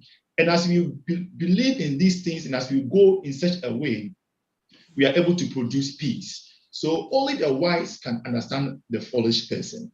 And in the Bible, in Matthew chapter 25, the 10 virgins, where there were 5 of them that were foolish and then 5 of them that were wise, we realize that the wise understood the foolish that they didn't bring oil. So when they came to them for oil, they told them that we might not have enough for you, but there's a solution we can give you. Go to those who sell and get some for yourself, so we can have enough for ourselves, and then you can also have enough for yourself. You see, the wise understands the foolish so much. Quote 6, understanding is humility. Until you bow under, you cannot stand on it. So there's a comma there. Understanding is humility. Until you bow under, you cannot stand on it. It is the root for all standing heroes. Now, if you want to see a standing hero who never falls, then you are seeing somebody who really understands. A hero who understands is a forever standing hero. It's a hero who is outstanding. If a hero lacks understanding, he falls in no time. So the Bible says that pride leads before a fall. And a hero without understanding is a hero who is full of pride. And you can tell in no time that this person is about to fall. So can we understand each other in humility? And the word understanding, when divided into 2, you can see under and you can see standing. So how can somebody go under something and still be standing? That is the revelation in understanding. It means that you humble yourself to carry all the nonsense of others. You humble yourself to carry all the weight of others. And as you do that, you become outstanding. As you do that, you become a hero who has a firm root and he's never dying any moment from now. Now, our 7th code is understanding creates way where there seems to be no solution. Sometimes the decision becomes so tough. Sometimes the comprehension is so very complicated. Sometimes everybody is trying to make its way through. Sometimes we don't get each other, and I want my way and then you want your way. It takes understanding to create a way where there seems to be no solution, where your own is good and my own is also good, where your own is right and then my own is also right. It will take understanding to bring one common solution. So in every meeting, in every gathering like our own, we will come to a common solution because we understand each other. Now, as I'm speaking, anybody can also begin to talk. Anybody can also begin to say his or her mind. At the end of it all, we hear nobody and we make no conclusion and we don't come into a complete solution. So understanding creates way. It helps us to come to a path where there is a solution. And where there's complication, I can tell you that understanding can bring the best solution that we are all looking for. In our next quote, quote 8, we say that understanding makes people outstanding and easy to work with. If you are working with a team and then you see an individual who is so difficult to work with, then I can boldly tell you the person lacks understanding. Because if you have understanding, you are easily workable. People are able to work with you easily, and you become outstanding in your organization. You become outstanding in the church. You know, a church leader who lacks understanding always disturbs the pastor. Church members who lack understanding disturb the pastor. A pastor who lacks understanding always disturbs church members. And in the organization, the same thing happens.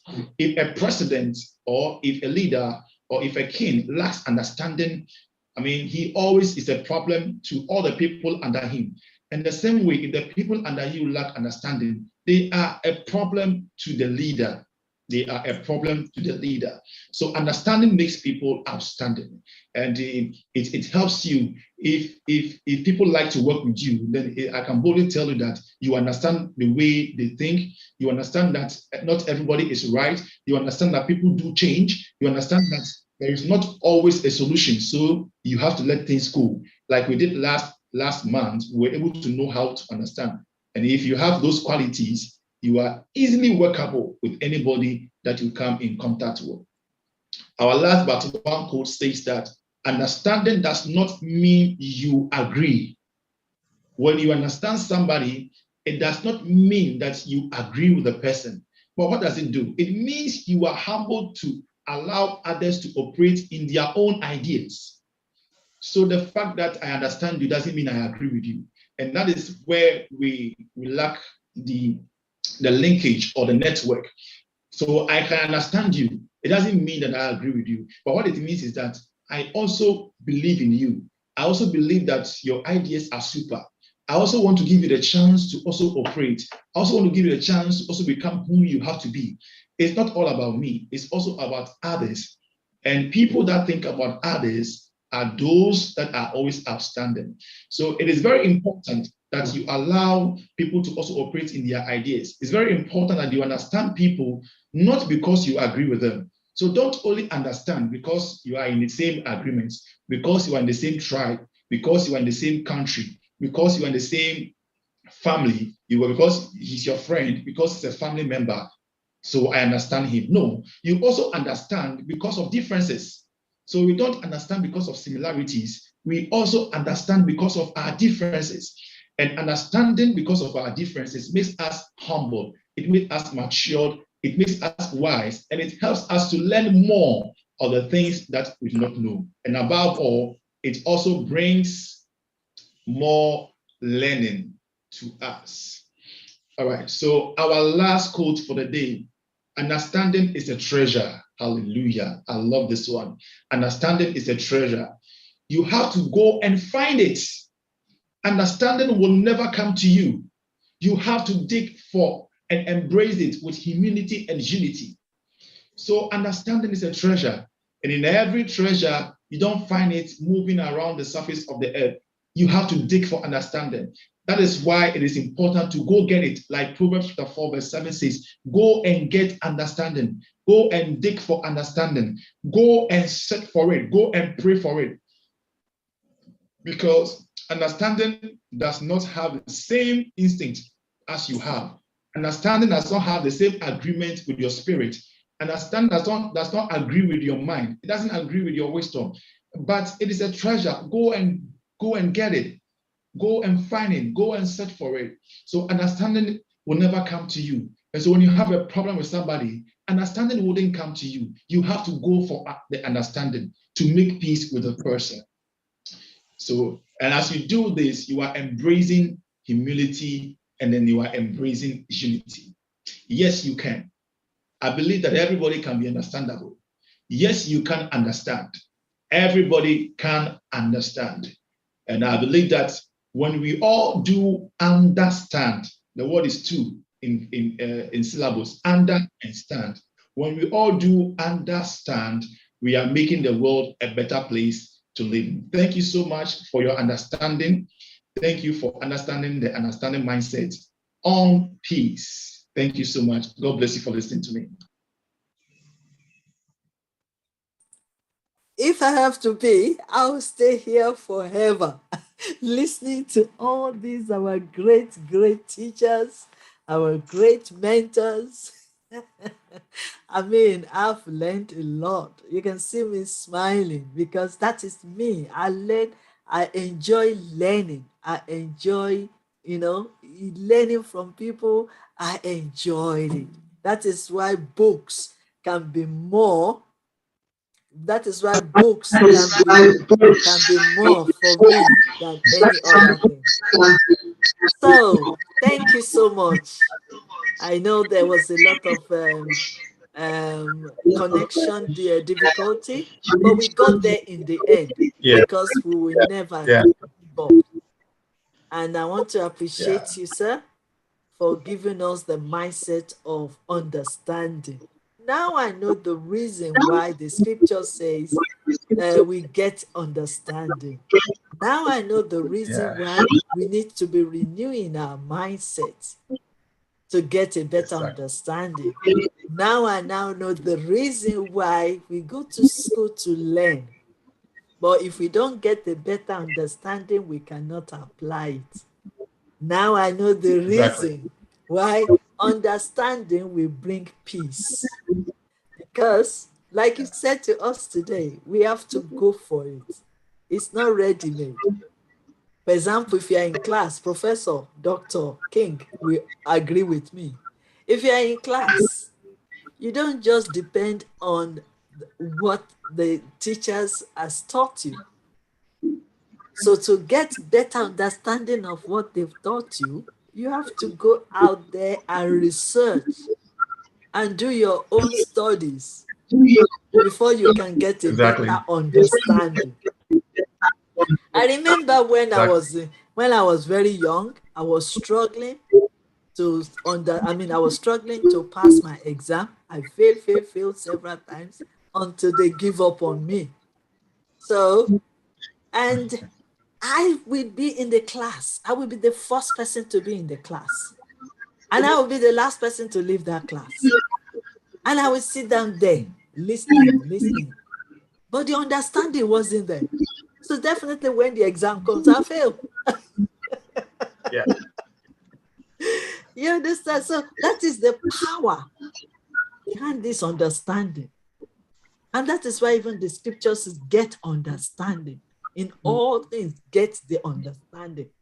And the only way to get it is when you go out of your way to gain more knowledge, to fill your mind with knowledge, to continue renewing your mindset, and also studying what you've learned to get a better understanding. Now I know the reason. You see, I just appreciate all our lectures since yesterday. I just appreciate all our great teachers, all our great mentors. Because believe it or not, this has really, really, really transformed my own life because I gained a lot of understanding since yesterday. Now I know the reason why mindset and transformation masterclass have to be with Yes You Can. Because before you can do something, yes, it's good to affirm it. Yes, I can do it. Yes, we can do it. Yes, they can do it. Yes, you can do it. But before you do something, you have to understand it. You have to understand the principles, You have to understand the instructions before you take action. And the instructions, you have to understand it before you can take action. Because if not, you might misinterpret the information. And when you misinterpret it, then you apply it in a wrong way. That's where the wisdom comes. Because when you understand it, then you get wisdom to apply it. But the most important thing first is to understand. And I think that makes sense when we say, get understanding. For example, you have to understand why the other person behaves that way. You have to understand yourself as well. You have to understand diversity, that we are not equal. We are not the same. Nigerians is different from Ghana. Ghana is different. Africa is different from Asia. Asian is different from UK, British.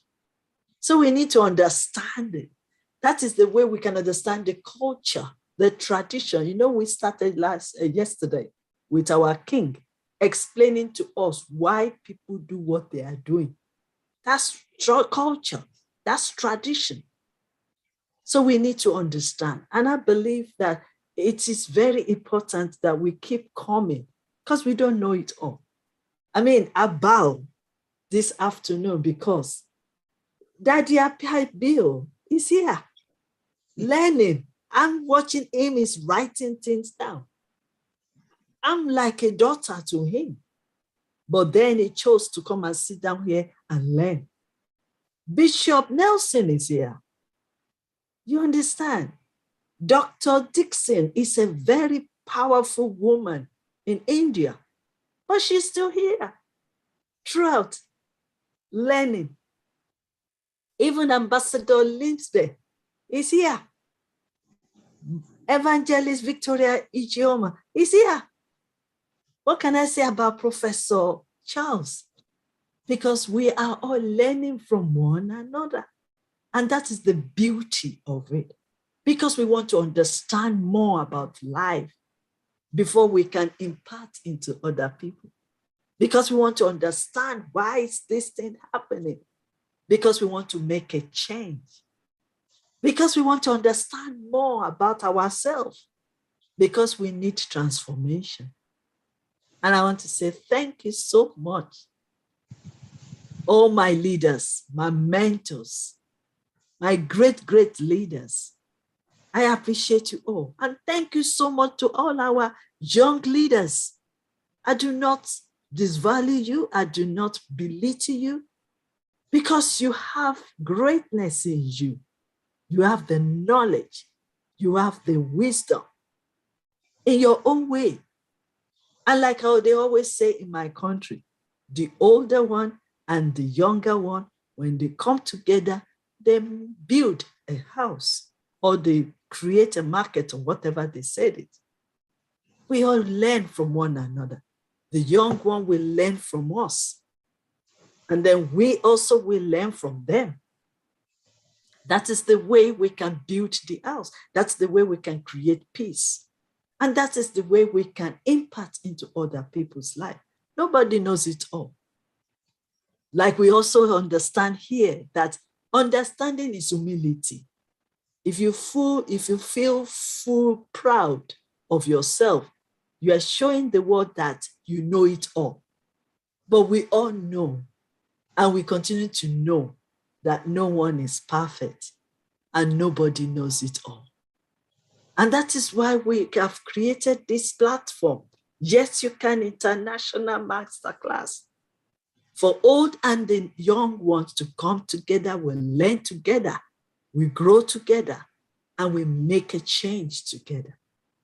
So I just appreciate you all for your time. Yes, we scheduled this meeting for a few hours, but because we are here to learn, and we are sitting and relaxing and we are learning. And I believe our life cannot be the same because it's the wisest, the wise leaders that will change the world. It's the wise leaders. those that are wise. And how can they be wise? By learning and understanding. How can you use the wisdom? By understanding what life is all about.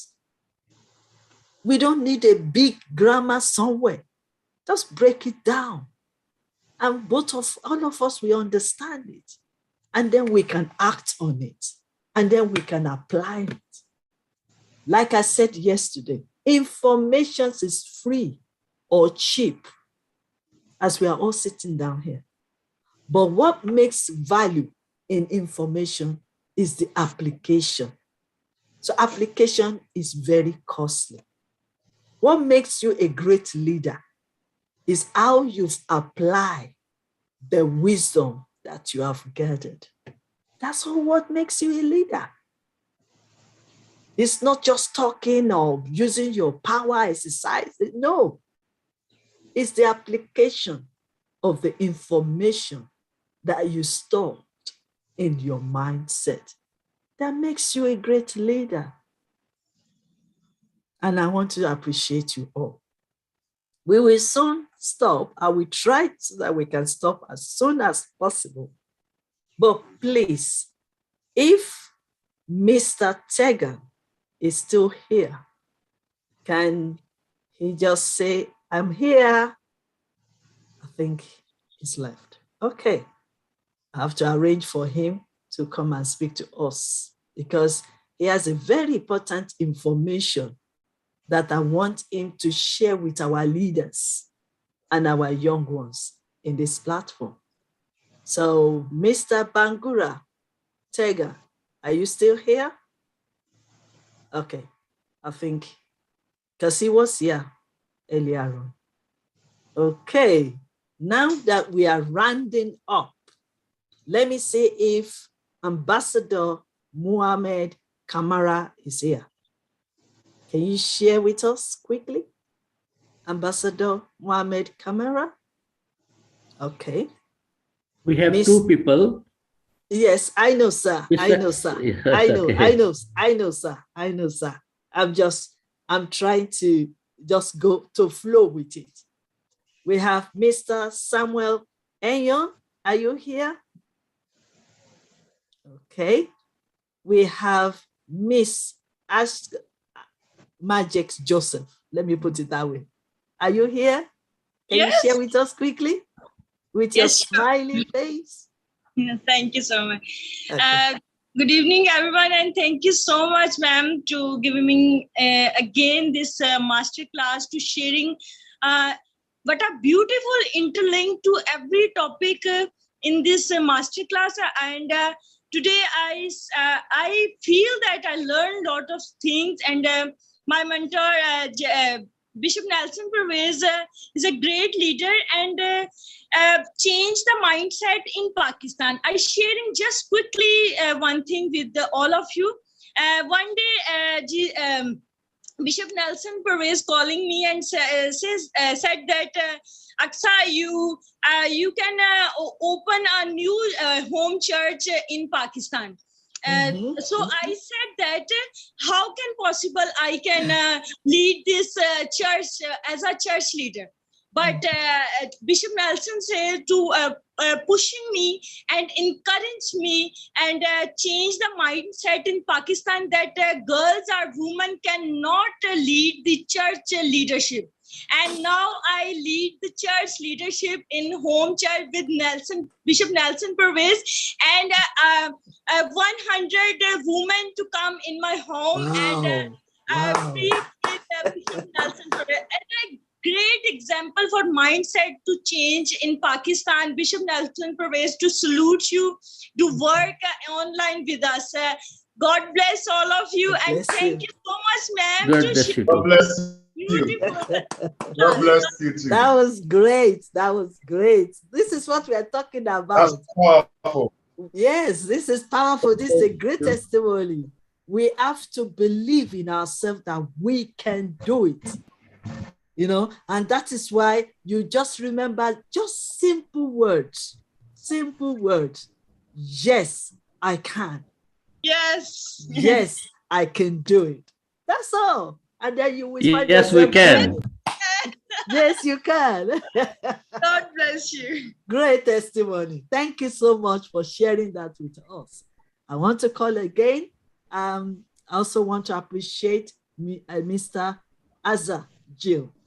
He's also among our leaders that always trying to be the first to join, even before Bishop. But today, Bishop joined before you. Anyway, thank you so much. We want to hear from you. Thank you for your time. Thank you so much for having me here. Can I have 2 minutes? Yeah, 2 minutes, yes. With the greetings of love and peace, I am Mazhar Gill from Manchester School, Faisalabad, Pakistan. I contribute to the noble work of peace with the Reverend Bishop Nelson. So my today's topic, the role of youth in peace. So the policymakers of today have a great and vital role to play in this present troubled world of unrest, disputes, violence, and conflict. Without wasting a single minute, we must urgently tailor the policies and practices of attaining peace through education. Uh, a school is a medium of education and the character building.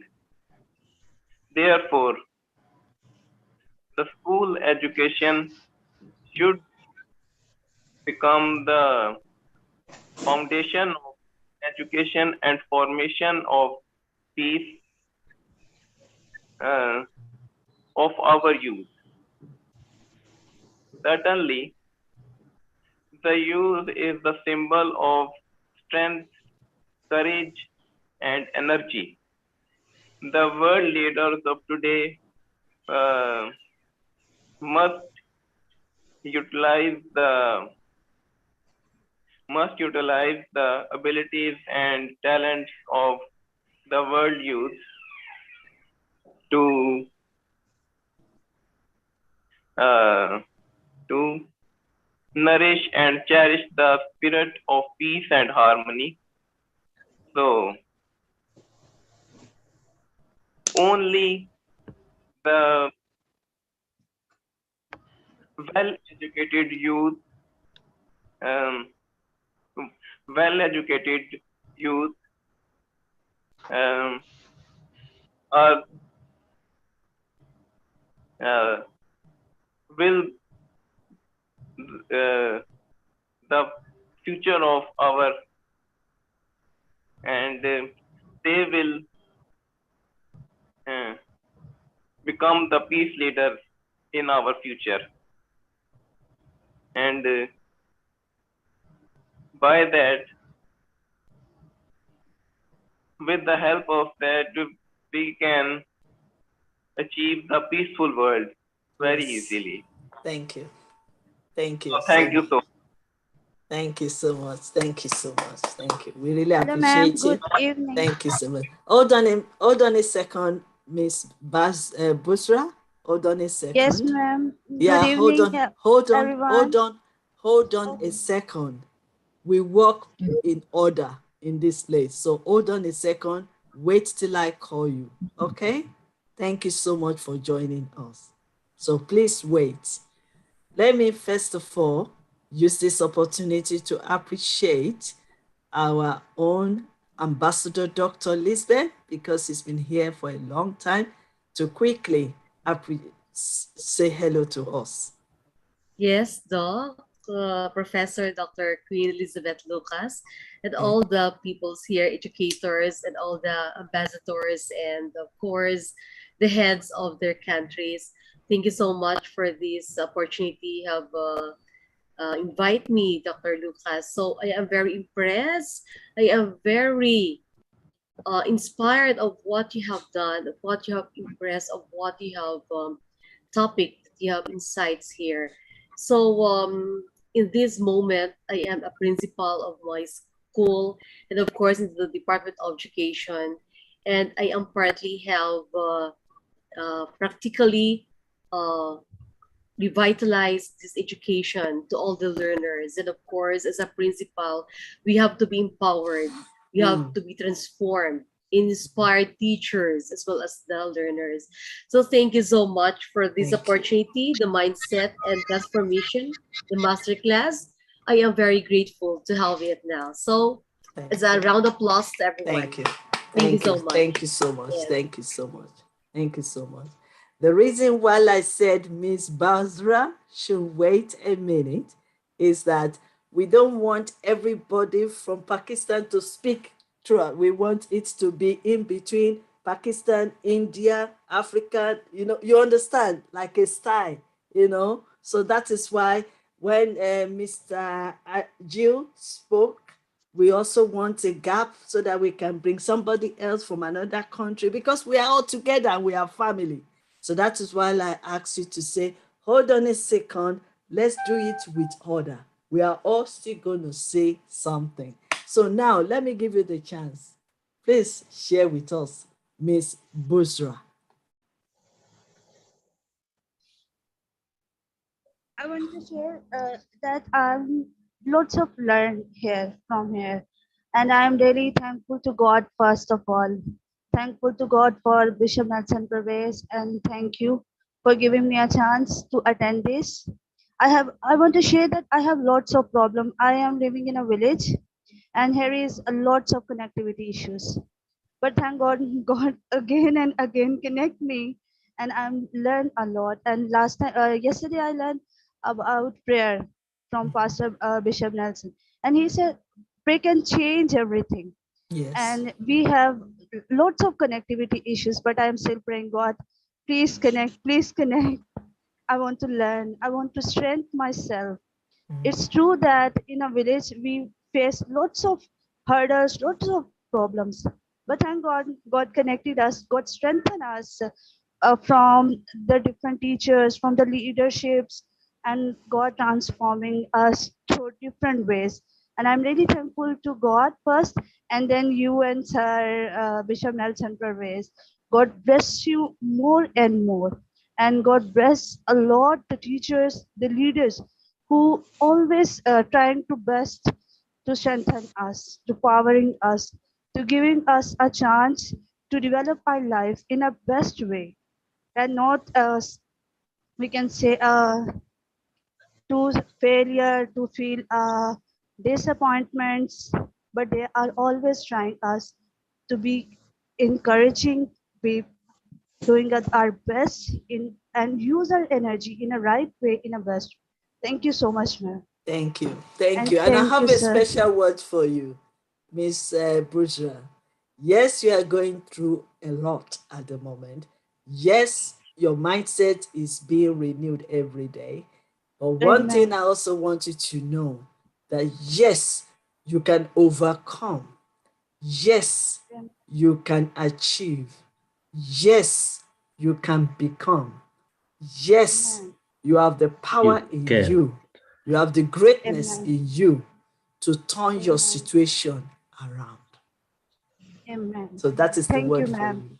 Thank you. Yes, you Thank can. you. Yes, you can. You will. And she will. Okay. Yes, you can. Before I call Daddy Apabio, I would like to, because I know Daddy Apabio has all my patience. That is why he's daddy. Let me use this time to quickly call on Evangelist Ijeoma to say hello to us. Quickly. Unmute yourself, please. Unmute yourself, please. That's it. Okay. Good afternoon, good evening, everybody. Okay, I'm so good glad afternoon, good evening. platform. to renew my mindset in so many ways. The lectures, they are very powerful. Are very powerful. I'm thanking our lecturers from all the across the country, thanking them for the time they have devoted to talk to us. It's not easy. Thank you, my friend, who organized this for us. Thank you very, very much. I appreciate it in Jesus' name. Amen. Amen. Thank you so much. Is Ambassador Chukwumeka Emmanuel, the minister? Are you here with us? Okay, Mr. Lukman Nuruddin. Okay, yes. Okay, you are here. Yes, say something quickly. Is our deputy ambassador, youth ambassador for Nigeria. Yeah, do you want to share quickly? Few minutes. Okay, you have there's a connection problem, but we acknowledge your presence here today, and I believe next time you'll be able to share with us. Are you speaking?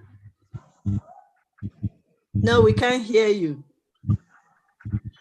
No, sorry. Okay, quickly. Simon.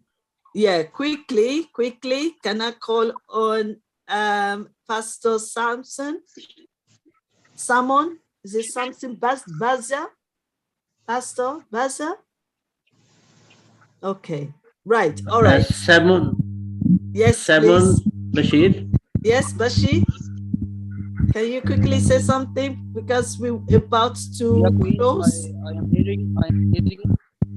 Thank you. First of all, I am very thankful, Lord Jesus Christ, and after that, I thank you and Bishop Nancy for this. And I am very happy to think with platform, and I am so glad to hear you again and again. Okay, thank you, sir. We have only 4 minutes because the Zoom is going to end this event today.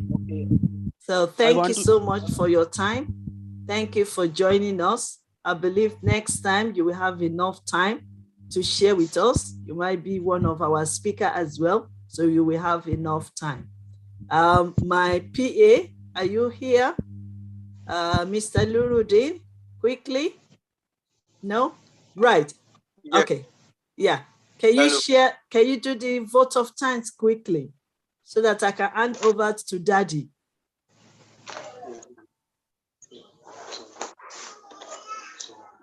Hello.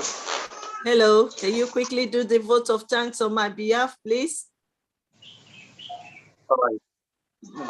Good morning to everyone around the world.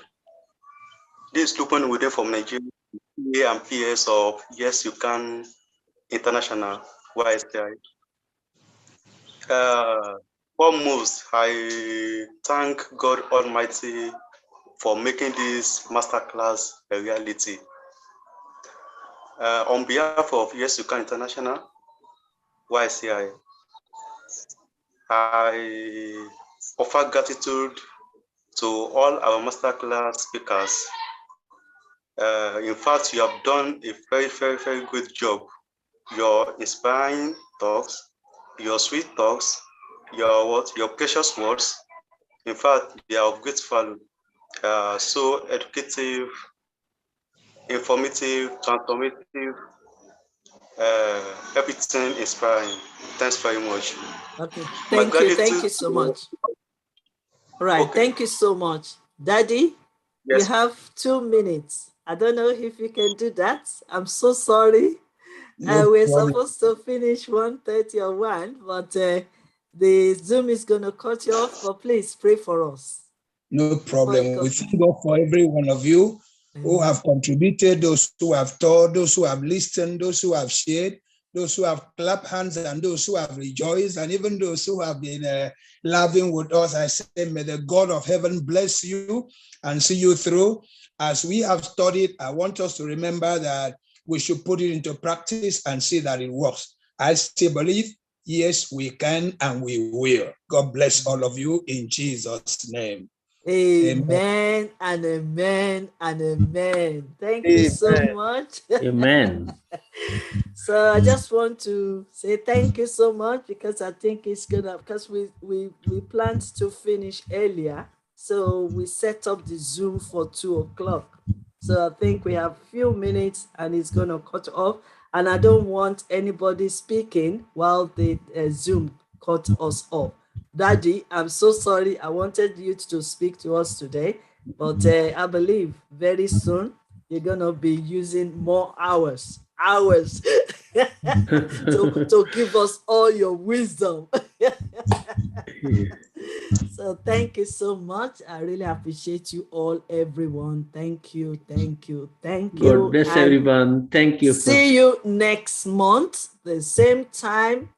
Thursday, Friday, and Saturday is our new month. There will be any event this month. The last one has been moved to the first week of August. Yes. I will tell you more about it. I mean, as we can see, we didn't have all our announcements today, but everything you've shared with us is also announcement. It's also news. It's also announcements to us today. So I want to say thank you, sir. Thank you, Dr. King. Thank you, Dr. Lisbeth. Thank you, Pastor Nelson. Thank you, Ambassador Victoria Ijeoma, Evangelist. Thank you so much, Miss Magic Joseph. Thank you so much, Mr. Asa Jill. Thank you so much, Pastor Alexandra. Thank you so much, Mr. Samuel Ayon. Thank you so much, even though we miss your speaking today, your speech today. Thank you so much, Pastor Samson.